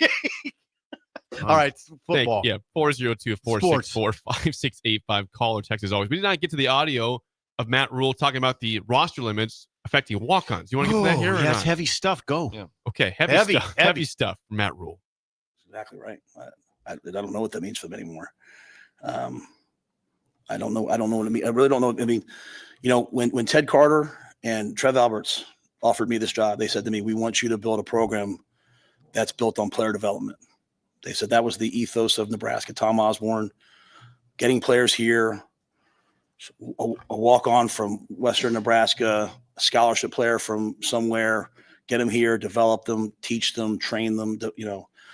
Then college football. Now you see some teams that are winning with a lot of transfer portal guys. So now the pressure goes on you to I better get some portal guys if I want to win and keep my job. I mean, but it's not really the ethos of what I want to do and who we are. And then there's those stories. Like Hassan Reddick is one of the highest paid players in the National Football League. He was a walk-on for us at Temple. And he was a 7th-round pick probably going into his senior year and ended up a 1st-round pick, kind of did what Ty did. So, we'll have to pick and choose our spots. We'll have to pick and choose our places. But it's really going to be hard. It might really benefit some FCS and Division II schools. There's going to be some great players coming out, but I don't know what's going to happen with the John Bullocks moving forward. I don't know what's going to happen with some of the guys who develop later in their career, but we'll do the best we can to be honest and do things the right way. But that's why this senior day, the senior day for some guys, it's going to be their last, it's going to be their last time. Obviously, if they graduate. For other guys, they might have to go find another place. So it's really going to, hopefully everyone really embraces this moment, because this is kind of the end of an era. Like, if you really think about it, we've outlawed, out legislated the true walk-on programs in college football. And this is really the last group of kids that'll do that. Like, some of you guys cover our recruiting. How many guys have you seen announce like, "Hey, I've been offered a preferred walk-on at University of Nebraska"? Nope. Like, probably haven't seen very many of these this year, have you? Because I don't want to make a promise I can't keep. And for me as a former walk-on, and my strength coach is a former walk-on, and Sat was a former walk-on, like, I can't imagine my life if I hadn't been able to walk on at Penn State University.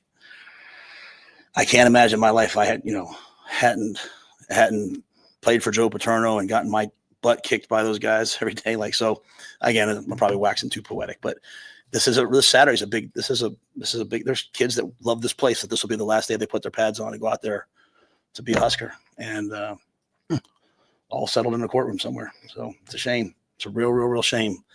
So that's why, for me, this is one of the biggest weeks of my coaching career, because I want to honor all those kids. Man, you guys, coaches got to wrestle with this stuff. I wanted to ask him. I didn't know if I should. I didn't. I didn't know if it would be appropriate. Is if he wrestles with this. He came here and he said that those guys, Carter and Osborne, asked him to be a developmental coach. Do you wrestle with that kind of moving away from that ethos and being more transfer portal oriented? I mean, I kind of wanted to ask him that. I mean, they need help. It's just how much help do you want to go get? Or do you want to stick with this? We're going to get guys here and they're going to get good as they go. Is there enough patience for that in this world? That's the question. Yeah. In general, it to me, if someone said, "Hey, how would you write it down the best?" It would be, probably in the 65, 70% high school and okay, which would bring them, but maybe a little bit lower than that. But every year you bring in how many? 8 to 12, maybe. Ooh, okay. Well, I think they brought in about that. That's last it. No, year. that's what they're doing. Yeah. So that seems like the number. Now, there's been some success, but here's the part you're going to have to look at where it's really hard to hit every year. Just look at Florida State. 13-0. That they had so many portal players last year, and they had elite portal players. This year they had players also that came in, and it's horrific right now. It's pretty hit or miss, is what you're saying. So the chance to, if you keep flipping every year, you're going to bring in 40 per year. Mm-hmm. The chance of it just being a catastrophe is really high. Yeah. The chance of that happening. But would the fan base be happy with like Florida State? What, they go 13-1? You'd get that. You still have that, even though the next year they've won one. But would you take that as a fan? We did have the 13-1. I would think right now that Michigan's still okay with it. Now they're a little bit different because they're 5-5, probably gonna get to a bowl game, but then they won the national championship. Florida State did not. They didn't even make the playoffs. However you cut it, they should have, shouldn't have. No. They didn't make the playoffs, and then they had the bowl game debacle, and then now you're at this. So I would say if I'm Florida State, probably not. Right. I wouldn't say that. No, the 13-0 year does not, because it didn't lead to 15-0 and hoisting a trophy, with it. Now, with the numbers being down, there is one caveat to it. What is that? Is the number is that those that are close, that prior to were probably like, you know what, we just don't have a scholarship for you right now. Mm-hmm. They will have a scholarship for it, because the scholarship number is going to 105, 85. Right. And so there will be some. So there's a chance that like a John Bullock still makes it on your roster if he's one of those guys that's right there. Now, when John came out to speak that he would be one of those guys, I don't know that. And so the ability to not be able to walk on is always tough. Mm-hmm. But at the same time, I understand that there has to be some sort of roster size. When you started making it professional and there are people starting getting paid and they want to have all the revenue share, then some people are going, hold it, they're allowed to be able to have this many people on because because financially and interest wise, you can do it at Nebraska. Yeah. Other places you can't. No. USC has like one walk on or two. There's not a big deal. There's no one paying $65,000 a year to whatever it is to walk on at USC. And so the pushback is by probably 4% of the teams. Mm-hmm. The other, like I said, at LSU, we probably operated at tops maybe 110. If that'd be tops on that. So those places of those are going like 105 means nothing to us. That's not a deal. But for Nebraska, it's hard. And I 100% agree that that someone would want to pay their own way should have that right. But I also understand the flip side of it, that there has to be some form of roster size limit. In the NFL, you don't get to be like, oh, it's like that. Well, yeah, he's playing for the Cowboys, but he's paying his own way to play. No. He's not paying. Well, you don't get to do that. No. And it's become professionalized now. That's the reason for it. You know what was really interesting too about his soliloquy at the end there, that there's already a glut of players in the portal. If you're advising a player right now, wouldn't you have to, as a coach, have to say, look, there's already a ton of it's burgeoning, the portal, and now there's another wave going in. There's no guarantees for anybody. No, it's pretty simple. When you go in the portal, there's about 8% that's like, whoa, timeout. Got to get him. Yeah, I don't even know what year he is. If the quarterback for New Mexico goes in like that, I don't know if the quarterback from Washington State is still. I mean, there'll be certain ones you go, whoa, big bodies, whoa. But there's a lot that do not garner. Glut. And so there's a glut. And there also will be players going in. Like I said, there's going to be a lot of players from FCS that are really good, and they'll be found out. Yeah, the good ones will find it. But the group you have to have. When I say the group, it would be your staff who's handling the portal has to be ridiculous. It really has to be really, really good. And you have to have some sort of precursor to it. I love it now when people say, I'm going in the portal. And then people always fire back, what are you talking about? The portal's not open. Well, you can still announce that you're going into the portal. It's just not open yet. What they're doing is getting it out there like, hey, FYI, I'll be in the portal. I will be in the portal when this thing all goes down. December 9th, it opens the portal. But the places that will be interesting will be the UNKs. The Wayne States, so those places. They'll get some players, right? They'll get some players like that. Concordia is having a very good year this year, and they have several players that from Nebraska that went to Concordia, and they're having a very good season. And so there'll be players that's going to be interesting to see where they have to go. And like I said, the difference is there's some that come to Nebraska with the idea of that I'm coming here and I want to be part of this. Just like Coach said, they want to be a big part of being part of the team, helping the team. Some have great aspirations, think I am good enough. I got looked over to be able to make a move on the team. And there'll be some that will be that it might push him someplace that it goes really well. So all of a sudden they might be like, huh, I went to this school and now I'm a 2-year starter and I played in college, because playing is still fun. It's really hard to do what some of those walk-ons do. Oh, God. To go every day, practice, be part. And guess what? It's because when you go through mat drills in February at 5 a.m., there's not a separate group that says, well, this group's a little different because you guys probably won't play, but you're going to have to practice and do everything. Oh, no. It's pure. It's pure hell. Yeah. You do everything as if you're the starting left tackle or on the team. So it's really, really hard. So what Coach Rule said is hard, and it is tough. It's a very tough decision, and probably right now, like he said, I'm sure that through the door there's people coming through asking him, where do I stand? Next year. I guarantee it's happening. Yeah, where do I stand? And I'm sure his answer has to be the standard of like that. I'm not sure right now. There's probably a few you can say you're good, and there's probably a lot going like, we really want you here, but I'm not sure where this is going to end up at until we see what's going on. Yeah, it's interesting times. So before we get to break, now this is coming up here on Black Friday. We got a big deal. If you remember last year, we were promoting the big. Magical Lights of Lincoln. Remember that, Sip? It exploded. This is no joke. This is one of the biggest Christmas shows in the entire country. It's magical. They have 1.5 million lights at this display at the Sandhills Global Event Center. 84th and Half. It's back. It's back. It takes like 20 to 25 minutes to drive through it because it's that good. Oh, we went through it. Went through it. And again, tickets are available right now to purchase. You find your specific date. It goes Black Friday to New Year's Eve. And I'm telling you, if you didn't do this last year, you missed out. You want to do this. It's a great deal. The tickets are per car, not per person. You can load up a big car and I'll enjoy this for 25 minutes. It's a wonderful thing. The slots are amazing because what happens, some people will go sometimes and they'll be like going, well, there's 25 cars in line. We won't even get in to get started. No, you get a slot within. I mean, they'll give you a little wiggle room with it, but you have a slot to when you show up, and then you're in the rotation, and it's incredible. It's a wow. So when does it start again? This will begin on Black Friday. Oh, so the show is like ready to go. It's ready to go. It goes to New Year's Eve, and we have a twist this year in terms of the show. Whoa, how we're involved here because we want to help out.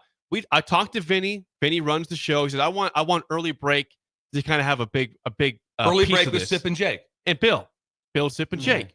And he said, listen, I want you all three to choose a different charity that means a lot to you guys. That we can take $5 off the entry for somebody, and that $5 will go to the charity. So here's the deal: if you go to ChristmasLightsInLincoln.com and you put the code Bill, that will go to the White Cane Foundation. $5 of each time that they use that code. Yeah. $5 goes to the White Cane Foundation to help with clothing for underprivileged students, which we had here in studio. The White Cane. If you put SIP, S-I-P, that will get you to Cedars, helping underprivileged kids. Also, another great, incredible. Thank you. And if you put Jake, that will go to the We Can Do This Foundation, that which will help feed hungry kids on the weekends. So either put good job, guys. Bill, Sip, or Jake. All three of those will get you $5 off your own sale, but that $5 goes to a charity that we have chosen. Okay, how's that? Where else would you go? So you're going through, and you're also helping charity, and all three of them are incredible. They're all incredible. Vinny, that's amazing. And Vinny came up with this idea. This was Vinny's idea. This was Vinny's idea. So the guy that's doing all the work came up with this on how we can help Lincoln. And you're going out to see magical Christmas lights. That's right. It takes like 20 to 25 minutes, and it's an awesome show with great music. Fun, too. And you're helping the community. Is Bombeck aware of this? I believe he is. Is Bombeck aware of this? Thank you. If he's not, now he is. ChristmasLightsInLincoln.com. Either promo code Bill, Sip, or Jake for $5 off, and that $5 goes to a wonderful charity in Lincoln. Wow. Check it out today, and the show begins again Black Friday. When we come back, it's time for NFL winners and losers next on Early Break on the Ticket. You're listening to Early Break with Steve Sipple, Jake Sorensen, and Bill Busch. Sponsored by Midwest Bank on 93.7 The Ticket and theticketfm.com. Are you ready for a new opportunity? Check out Sandhills Global. Join a dynamic team where your skills are valued and your career can soar. We offer full-time positions with a 4.5-day work week, competitive pay, excellent benefits, and a positive work environment. From IT and marketing to sales and finance, we're looking for talented individuals just like you. Apply today at sandhills.jobs and take the first step towards an exciting future. That's sandhills.jobs. Don't wait, apply now. Midwest Bank is hosting our annual Thanksgiving food drive, partnering with local Lincoln schools to provide Thanksgiving dinners to families in need. We hope to provide meals for more than 120 families in our community this year. You can help by dropping off a donation at either Midwest Bank location, 7001 Pioneers Boulevard or 2655 Jamie Lane. Any donation is greatly appreciated. Your community, your bank, Midwest Bank, member FDIC.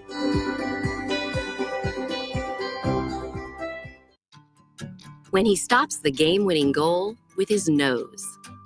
When your hand accidentally becomes the potholder. When her bike takes her off-road and onto the sidewalk. That's where we come in. Walk into CHI Health Clinic Priority Care 7 days a week for urgent and minor care at primary care rates. Getting you back to better health is our priority. Find your location at chihealth.com/priority care. Salt Mine City is now open at 8th and R in the Haymarket. Come check out Lincoln's newest brewery with 12 beers on tap, including the popular Single Axle Light American Lager, Brick Street Amber Wheat, and so many more. There's daily drink specials like $1 off Moscow Mules on Tuesdays, $6 IPAs on Fridays, and $6 Bloody Marys on Saturdays. Stop by Tuesday through Thursday from 4 to 9 p.m., Fridays 4 to 11 p.m., Saturdays 11 a.m. to 11 p.m., and Sundays from noon to 8 p.m. It's Salt Mine City, Lincoln's newest brewery at 8th and R. With the Planet Fitness Black Card, you don't just get a great workout, you get a great perk out because your membership is packed with perks. For $1 down and $24.99 a month, you'll get perks like access to any of our 2,400 clean and spacious locations. Bring a friend anytime and both work out with tons of equipment that'll give you that big fitness energy. Relax in the Black Card spa and more. Work out and perk out with the PF Black Card. Join for just $1 down and $24.99 a month. Hurry, this deal ends soon. See Home Club for details. On game day, every play counts. Now imagine having the same level of control in your field. Valley is where farming meets end zone efficiency. With AgSense remote irrigation technology, farmers become the MVPs of their fields. Real-time play-by-play control means you're always ahead of the game. Score big with simplified irrigation technology from Valley, improving your life both on and off the field. Find your local Valley dealer at valleyirrigation.com. Ever wish you had another light switch on the other side of the room on a dark night? How much better would you sleep at night if you had a ceiling fan in your room? The High Electric Service Department is here to make your electrical what-ifs a reality. Whether you're looking to replace some outdated light fixtures or brighten up your counters with under-cabinet lighting, High Electric can handle all types of residential electrical installations and services.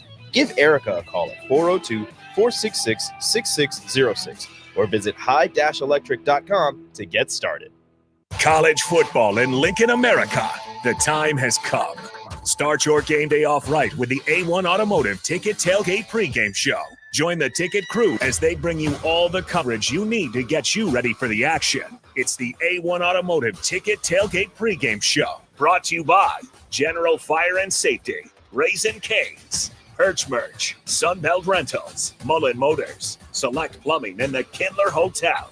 On 93.7 The Ticket and theticketfm.com. Hey farmers, if you don't already, you need to get to know the guys at Busch Farm Outfitters. If you're ready to turn your sprayer into a money-saving smart machine, they can hook you up.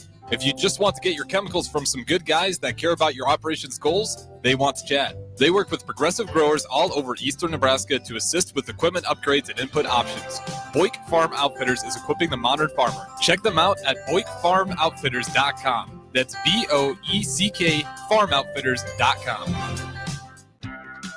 At Fairway Meat Market, you're family, and as part of the family, they want to save you money on your meat and groceries. Now, through November 24th, enjoy bone-in turkey breast for $1.99 per pound, 8-ounce USDA choice boneless ribeyes for $8.99 each, whole boneless Carver ham for $4.48 per pound, and call 402-486-6611 to place your holiday orders today. That's all at Fairway Meat Market in the Rockledge Square Shopping Center, just south of 84th and Van Dorn. Ticket listeners know a dream team when they see one. At Applied Connective, we've been in the game for 20 years and have developed a team of world-class leaders in all things IT. From cybersecurity and Microsoft products to physical security, audio, video, infrastructure, business phone systems, and anything in between, we'll help you leverage technology to become your most secure, efficient, and profitable. Head to our website to check out real reviews and testimonials and sign up for a free tech consultation. We can show you where you might be vulnerable, inefficient, or overspending. It's a game changer, and it's totally free. Claim yours right now at appliedconnective.com. This show's pretty rockin', huh? Yeah, I'm so glad my State Farm agent helped me go. Huh? My State Farm agent. They help me with options to personalize my auto insurance to get a great rate that fits my budget, so I don't have to give up the things I love. Wow.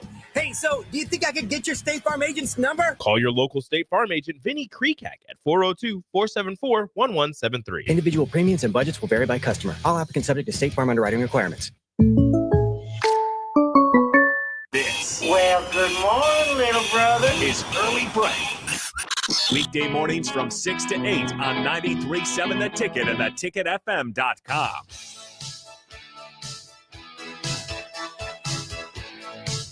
We will get to a Week 11 edition of NFL Winners and Losers in a second. Before that, though, a quick plug for our friends at Trados, the website, GOTREDAS.com. Grain marketing experts. And Bill, what do you want to tell us about them today? Well, they're when talking to Adam, all the success that they're having is because of the team. Drew Jensen from Exeter is one of the key leaders of this group.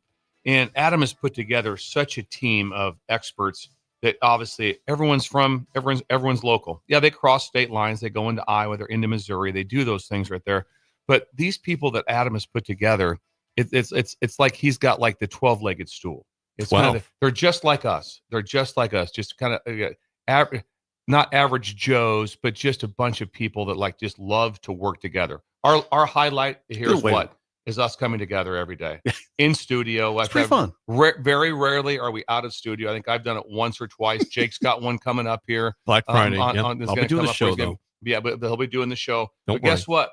Show up every day. That's what the Adam Ickes team does with Trados. And now is their time. We talk about crop protection and all the different things with seed and all that. This is their time. Their deal is commodities. When do I sell my product? Okay. That's when the money's made. Mm-hmm. Do all the other stuff perfect and err on this, you screwed the whole thing up. Yeah. Nothing matters. What'd you work for? Right. Well, what'd you do? Oh, you sold it there though. That wasn't very smart. That cost you. And one error is big. 1% is so serious. Big. It's serious stuff, Jake. We can't be joking around. No, we're not this. joking. It is serious. Are you goofing around over there? No, I never goof around. I know ever. he wasn't. Hold it like that. Because if Ickes walked into the ring up in Creighton right now like that, you'd like to see him in the ring right now. He won Dancing with the Stars with his wife. With his wife, yes, Lindsay. Yes, Lindsay. Yes, she's from. Think about Holdridge. That. He's raking in money and winning Dancing with the Stars, and also could be a top flight boxer. Jeez, like that. It'd be incredible. And he's a good linebacker. Incredible linebacker. Like I said, he's the one who blocked the kick against Pitt. Big blocked moment. The field goal. It would have been a game losing situation. And Ickes saves the day. And then when Shanley blocked the punt for the touchdown against Missouri at home, he's the one who scooped and scored and ran it in. Oh, Ickes was that guy? He's the guy. Yeah, I remember that one. He's the guy who ran it in. It wasn't Scott Shanley. It was the other one, Andrew. Andrew Shanley was the one who blocked it. He blocked the punt. Boom. What a moment. He runs the next day in Page. They had a get together. They had a potluck get together in the park to celebrate it. They did? Yes. And now better rightfully so. Better times. Now they're celebrating. Now they're celebrating now. Great amounts of cash brought into your household because of the farming and knowing when to sell. The commodities world is ready to go.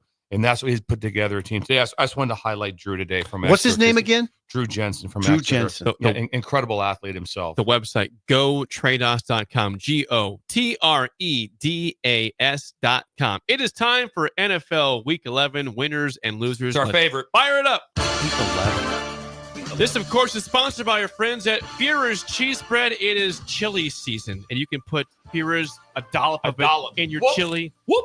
Also, it's still tailgate season. We got 2 weeks left to tailgate and Thanksgiving. It's a good time to get Führer's cheese bread on your table. Check it out today.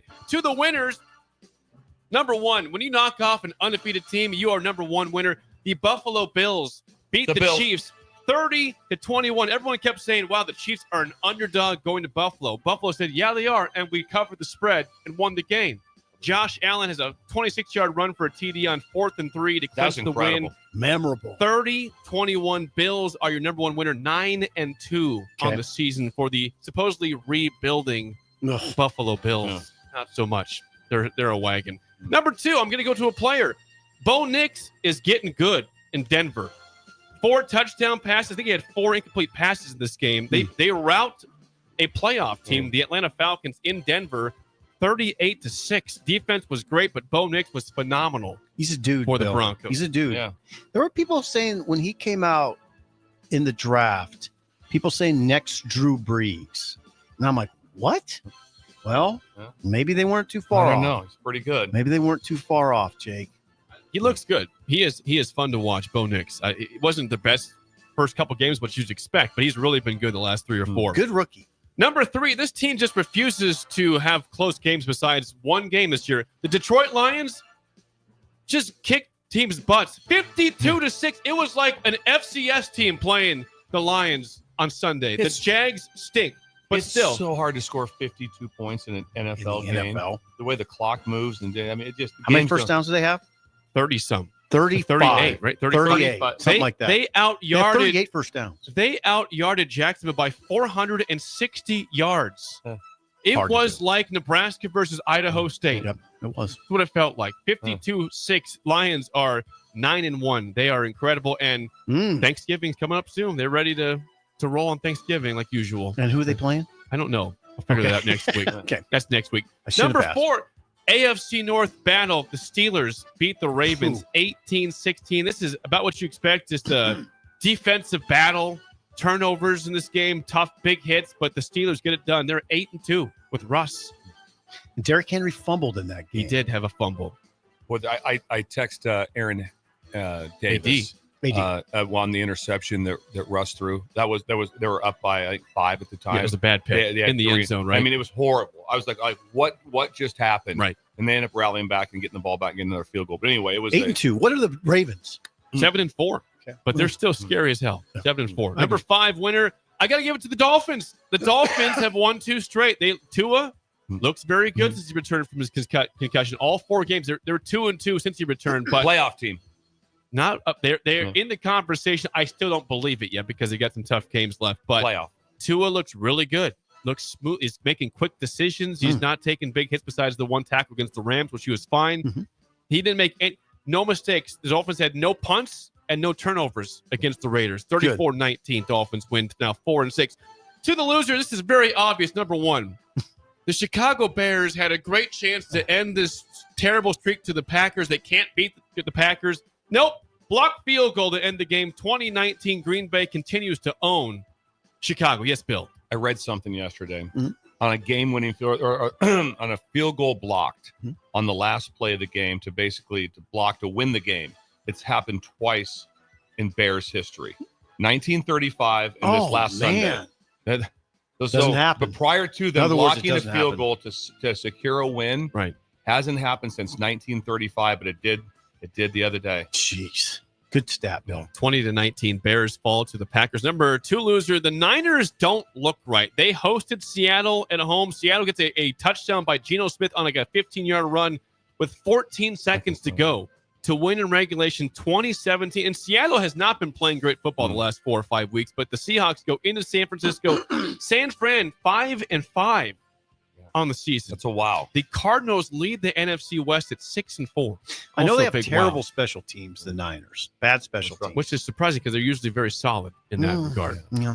Number 3 loser, it was a nice comeback, but still they lose the game. The Bengals were down 27-6 on Sunday Night Football, made it 27-all. Wow. They lose, though, 34-27. 4-7 are the Bengals, and Joe Burrow is playing like an MVP. That's the problem. He probably played the best half of football I've seen because he was under siege. Was he? And it was it was the first time ever I was Jake Sorensen.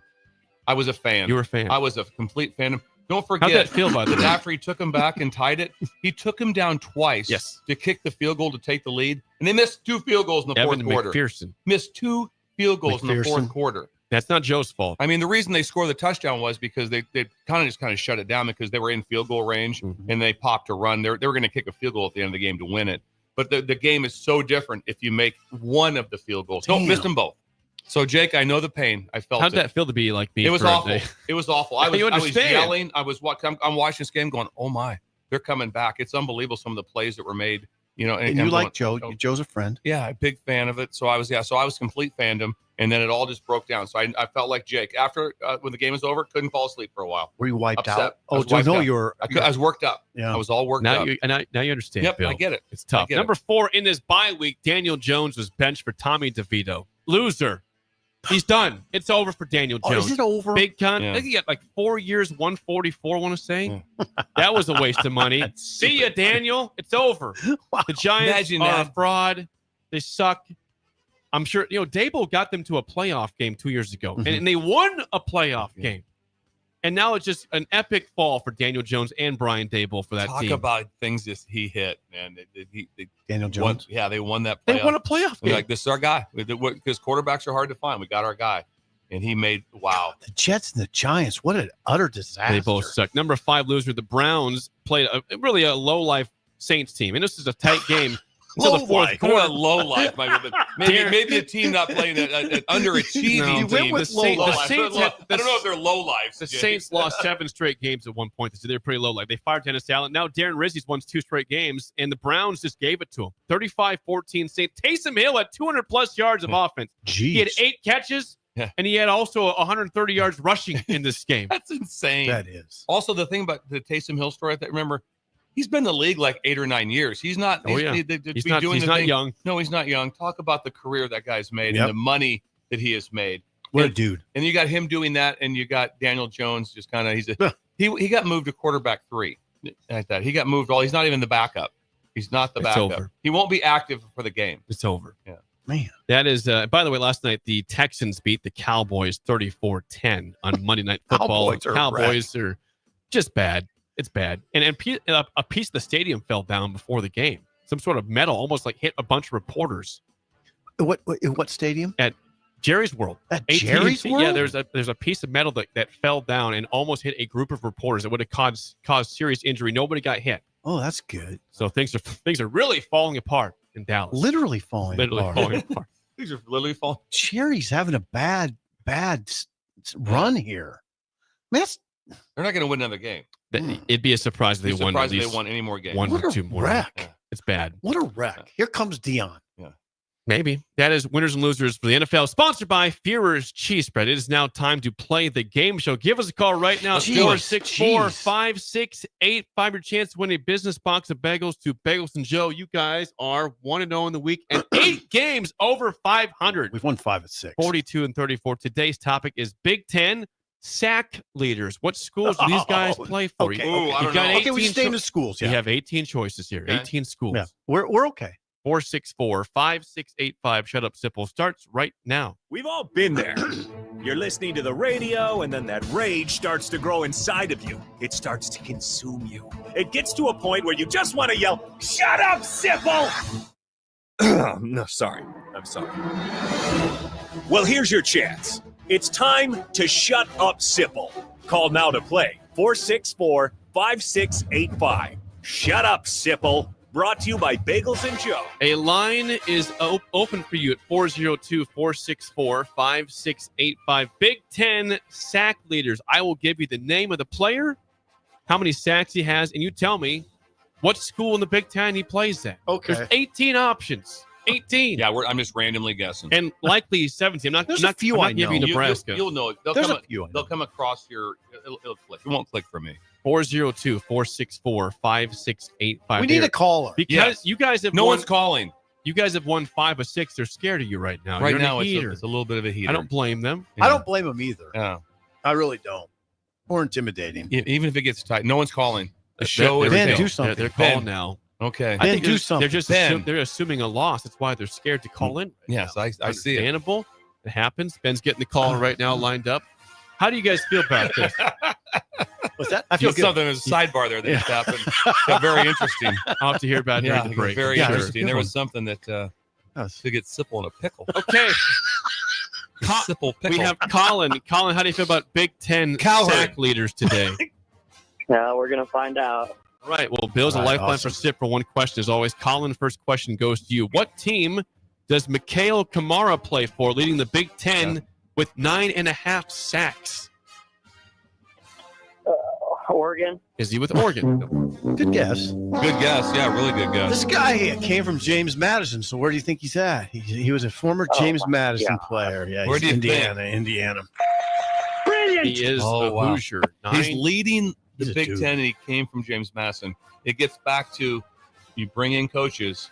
Do they have luggage to bring with them? He's a dude. Yeah. He's interesting because he's not a linear pass rusher. He's kind of a squatty body, but he gets it done. He's a dude. For the 2-0 lead, Sip, first question. What team does Mateo Uiagalelei play for in the Big Ten with 8.5 sacks? Layup. I got it if you don't have Please take. What's that? Take. Oregon.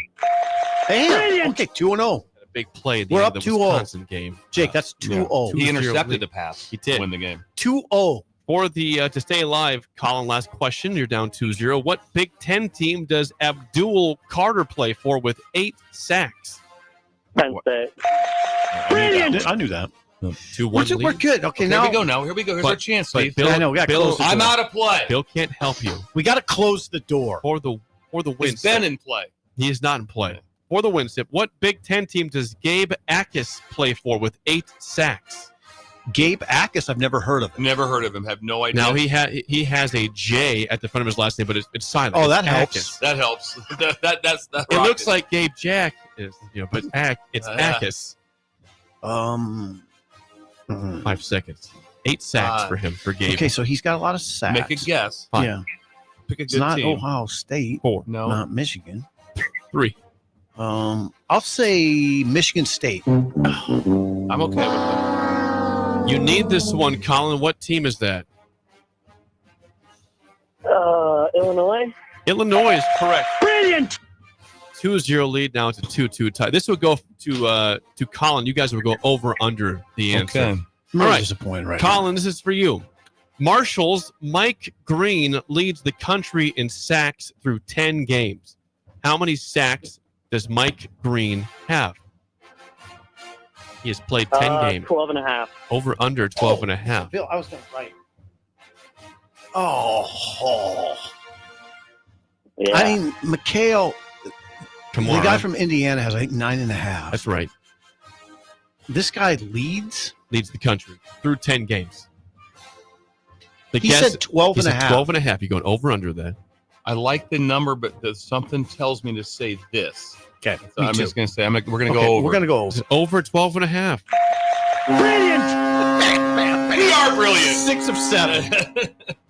He has 15 sacks. 15. By the way, in the nation, 6 players have 10 sacks or more. Okay. What's his name again? Mike Green. And Mike who's he Green. with? At Marshall. Marshall. Thundering Hurt. Coached by anybody? Don't know. Charles Huff. Yeah, I did know that. There we So go. If it was a multiple choice, I would have got that right. Colin. Would you? Absolutely. Colin, Charles- nice try Thank and you. calling on the road. Thank you for calling. There we No go. problem. Appreciate it, guys. You bet. Love the show. Thank you. Colin. It's very Appreciate kind it. of you. Well, it was a 2-0 lead. Had some diversity, blew it. adversity, but you came back and won in tiebreaker. So Yeah, I feel good. 2-0 in the week. That's now 9 God, that's a great win. games Steve. over 500. 9 games over. We Yeah. got to keep rolling. I mean it. Try to lock in. I don't want to be a He loser. has been locked in. 6 to I know, 7 he's games doing you good. guys have He's won. doing good. The spillover is next on an early break on the ticket. This is Lincoln's home for sports talk on the FM dial. Also online at theticketfm.com. On the internet. KNTK FM Firth, 93.7 The Ticket. You're listening to Early Break with Steve Sipple, Jake Sorensen, and Bill Busch. Sponsored by Midwest Bank. On 93.7 The Ticket and theticketfm.com. Have you been told by your physician that your testosterone level is fine, but you don't feel fine? Get a second opinion. If your testosterone level is 200, 350, even 500, and you still have symptoms, come to Limitless Male. We treat the person and the symptoms, not the number. Our mission is for you to feel optimal again. So if you're tired all the time, no energy, brain fog, muscle loss, nothing left in the tank, get your free consult at limitlessmale.com. Ticket listeners know a dream team when they see one. At Applied Connective, we've been in the game for 20 years and have developed a team of world-class leaders in all things IT. From cybersecurity and Microsoft products to physical security, audio-video, infrastructure, business phone systems, and anything in between, we'll help you leverage technology to become your most secure, efficient, and profitable. Head to our website to check out real reviews and testimonials and sign up for a free tech consultation. We can show you where you might be vulnerable, inefficient, or overspending. It's a game changer, and it's totally free. Claim yours right now at appliedconnective.com. When he stops the game-winning goal with his nose. When your hand accidentally becomes the pot holder. When her bike takes her off-road and onto the sidewalk. That's where we come in. Walk into CHI Health Clinic Priority Care 7 days a week for urgent and minor care at primary care rates. Getting you back to better health is our priority. Find your location at chihealth.com/prioritycare. Nebraska's Christmas Light Show is back and bigger than ever. The Magical Lights of Lincoln Christmas Show runs from Black Friday through New Year's Eve at Sandhills Global Event Center. Bring the family for a show they'll never forget, featuring over 1.5 million lights. Cost is $25 per vehicle from Monday through Thursday, $30 on Friday and Saturday, and also $30 on Christmas Eve and day. Purchase your tickets online today at ChristmasLightsInLincoln.com and get ready to experience a drive-through light show like you've never seen before. With the Planet Fitness Black Card, you don't just get a great workout, you get a great perk out because your membership is packed with perks. For $1 down and $24.99 a month, you'll get perks like access to any of our 2,400 clean and spacious locations. Bring a friend anytime and both work out with tons of equipment that'll give you that big fitness energy. Relax in the Black Card spa and more. Work out and perk out with the PF Black Card. Join for just $1 down and $24.99 a month. Hurry, this deal ends soon. See Home Club for details. Bagels & Joe is the perfect place for breakfast or lunch in November. Try their brand new fall sweet trays, including cinnamon rolls, pumpkin chocolate chip muffins, pumpkin cheesecake brownies, and apple croissants. 4 locations in Lincoln and 1 in Seward. Bagels & Joe. Rosie's Sports Bar and Grill. Open for lunch and dinner at 1501 Center Park Road. At Koppel Chevrolet GMC, we are thankful for so many things this year, starting with our great employees, a generous community, our military personnel, and most importantly, our loyal customer base that continues to drive that money-saving mile of Louisville. Hi, this is Sean Callahan, and on behalf of everybody at Koppel, we want to wish you a happy Thanksgiving and safe travels to wherever they may take you. Happy holidays from Koppel Chevrolet GMC. Fall is here, which means it's time to dive into a new lineup of autumn flavors at Wings & Rings, your home away from home during football season. Their all-star lineup of wing sauces is adding 2 new impact players, curry garlic and pumpkin chili. Need something delicious before kickoff? How about starting your meal with their brand new chorizo nachos and loaded fries? You better act fast. These new tastes of autumn won't be here long. So make the trip to one of their 2 Lincoln locations today on O Street or Village Lane. Have you been injured in an accident and don't know where to turn? You need an attorney you can trust to handle your case with professionalism and compassion. The attorneys at Liberty Law Group understand that a call to an attorney is a call for help. If you've been injured, we want to help you. Liberty Law's experienced attorneys are committed to the pursuit of justice for those injured. Call Liberty Law Group and find out how we can help get you the compensation you deserve. Call 877-42-LIBERTY. 877-42-LIBERTY. Liberty Law Group. Trial attorneys you can trust. We're on the air. Well, party's starting early today, isn't it? To more of Early Break Simple, you are an idiot. on 93.7 The Ticket and theticketfm.com.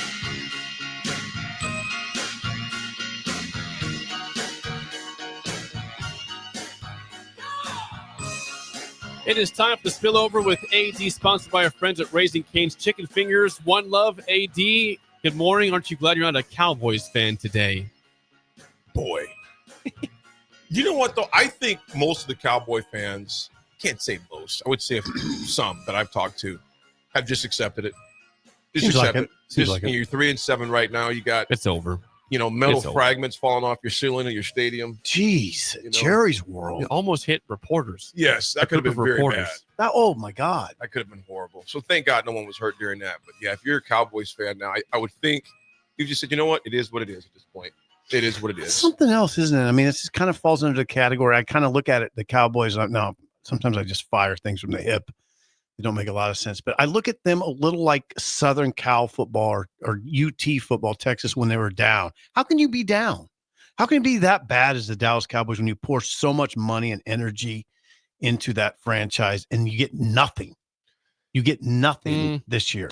It's different because It is in different. the NFL there's a salary cap. Right. Oh, I get that. Dodgers, Yankees can spend all they want, and it doesn't. They can outspend everybody. That's not the case with anybody in the NFL. I get that, but I understand where you're going for. But Jerry, it's very important to him, and he's out front with it. I just would think they would get more out of it, more out of all the energy they pour into it. It's America's team. It's not America's team. I think until they get a real GM, a real GM, I think they're going to struggle. I really do, and they shouldn't with that roster on there. But a real GM, I don't think it's all McCarthy either. I don't think it's all him. But he's going to get whacked. He's definitely gone. Because anytime you got the players, it just seems that there's a lot of mutiny in that locker room right now. CeeDee Lamb doesn't seem like a healthy, like he doesn't add to the health of the team, it seems like, but from my outside perspective. He's good, but it seems like his body language isn't good. No. Well, then when you have Dak Prescott, before he got hurt, just basically said, we blink and suck. Yep. You saw him say mouth that on the sideline. That was very, Now they're trouble. And you wouldn't and they had one showing where showing Troy Aikman, an old clip. I'll send this you guys off on our group thread, and I got to find it. But it just talks about the contrast between Aikman. And I know it's not always fair, but it does leadership is leadership. Troy Aikman is walking down that sideline, ripping the entire offensive line, the defensive line when he was a player, and said, I'm not going to stand for this anymore. Then on the flip side, you have Dak saying, we suck. Not good. You know what? I'm not going to judge people by soundbite either, but it shows in the field, though. Yeah. And they have too much talent on that Dallas roster to perform like they have. Even before the injuries occurred, I don't know. It's just if you're a Cowboys fan, it's got to be tough, man. Yeah, I'd like to listen to talk radio today in Dallas because it's always fun when they stink to listen to talk radio. Yeah, it'd get interesting for sure. There'll be some very talented individuals on microphones that are breaking it down pretty well. Well, I think about last year. I mean, that team was a really, really good regular season team. They hosted Green Bay in the first round and got blasted. They were down 27-0 to the Packers, who were, again, Jordan Love's first playoff game, and he just comes out there and the defense fires on all cylinders for Green Bay, and they blew them out. And now you have a team that just they have no chance at the playoffs. None. 3-7. Your quarterback's out for the year. Cooper Rush is not what he was when he's not the same. Won those games. You got a tight end, one of your top tight ends. He's gone. He was out. Yep. Got knocked out last night. So yeah, it'd be Ferguson tough. Got knocked out. He did. It'd be tough to be the Cowboys fan right now. Switching gears a little bit. Sure. What do you want to hear from Dana Holgorsen today? He will partake in the media session. Let me ask you, Sip, what would be the first question you'd ask? I don't do that. Right back at you. You're the reporter here. I was looking for ideas here. I'm looking for here's one. I mean, you could always, when you're a reporter and you're struggling to come up with a question, just always go to the W words. And I would go to why. Why did you want this job? Sure. That's a great question, take the actually. job? Yeah. Why Nebraska? Why now? Why Nebraska? That would be the first question I'd ask. I'd like to know. I'd like to hear it from his mouth. It's important probably to hear it, actually. I'd like to hear him, if you asked him how difficult it is to come in during the end of a season and take over as a play caller. Yeah. What is that like? How difficult? How's another good word by Joe? How? Yeah. How difficult is this challenge for you? You guys, Sip and Jake, that question there, in my opinion, is almost almost tougher than why come here, because taking over an offense you got 4 games left. You don't know these guys. No, you had a chance to see some film here and there, but you know, I think that is a major undertaking, and the pressure that's under it now. You need. Well, he doesn't have much pressure. But I'm saying for the team, for the team, yeah. Not him. He just got in. Yeah. But knowing how much pressure that your buddy who brought you in, Matt Rule, is under. Oh yeah. The senior class that's just trying to get to a bowl game to break good that. Point. No, that's a good point. There's pressure in that regard. Yeah, there's a lot, man. There's a lot. There is. I shouldn't say that there's no pressure on him, because he joined a team that there's pressure. You're part of it now. Right. Now you're part of it. And you have a lot of responsibility. He has less pressure because, you just basically a last chance hope for this year to get something clicking. It's a very interesting. I've always when I size these situations up, they're very interesting to me because Rule feels a lot of the weight of ending this bull streak. It's only year 2 though. Like I always have to say to myself, look, don't be fair to Rule. This is just year 2. He's still in the process of building a program. Sometimes I got to remind myself. What hurts him that though is seeing Indiana. Yeah. I mean, it's all about Kurt Cignetti hurts all that conversation. Lance Leipold heard it. Sure it did. Absolutely. Both those guys. Yeah. There's in there. You could probably come up with a couple others. Bielema at Illinois, same thing. So yeah. So I got to remind myself of that. But then on the other hand, you have Troy Dannon. I don't know if you saw this last night. Troy Dannon on the radio, AD said, "Look, we got to get 6. Yeah. I gotta raise money for a stadium project. Need 6. Sip, I was reading your tweet last night, laying in bed. I was like, oof. Exactly. Right. The boss weighed in. Yeah, that's big. I know. That's big. We got to win 6. And what if they don't?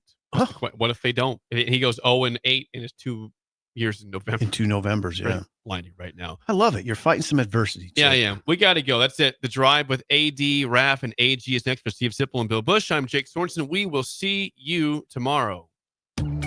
Are you ready for a new opportunity? Check out Sandhills Global. Join a dynamic team where your skills are valued and your career can soar.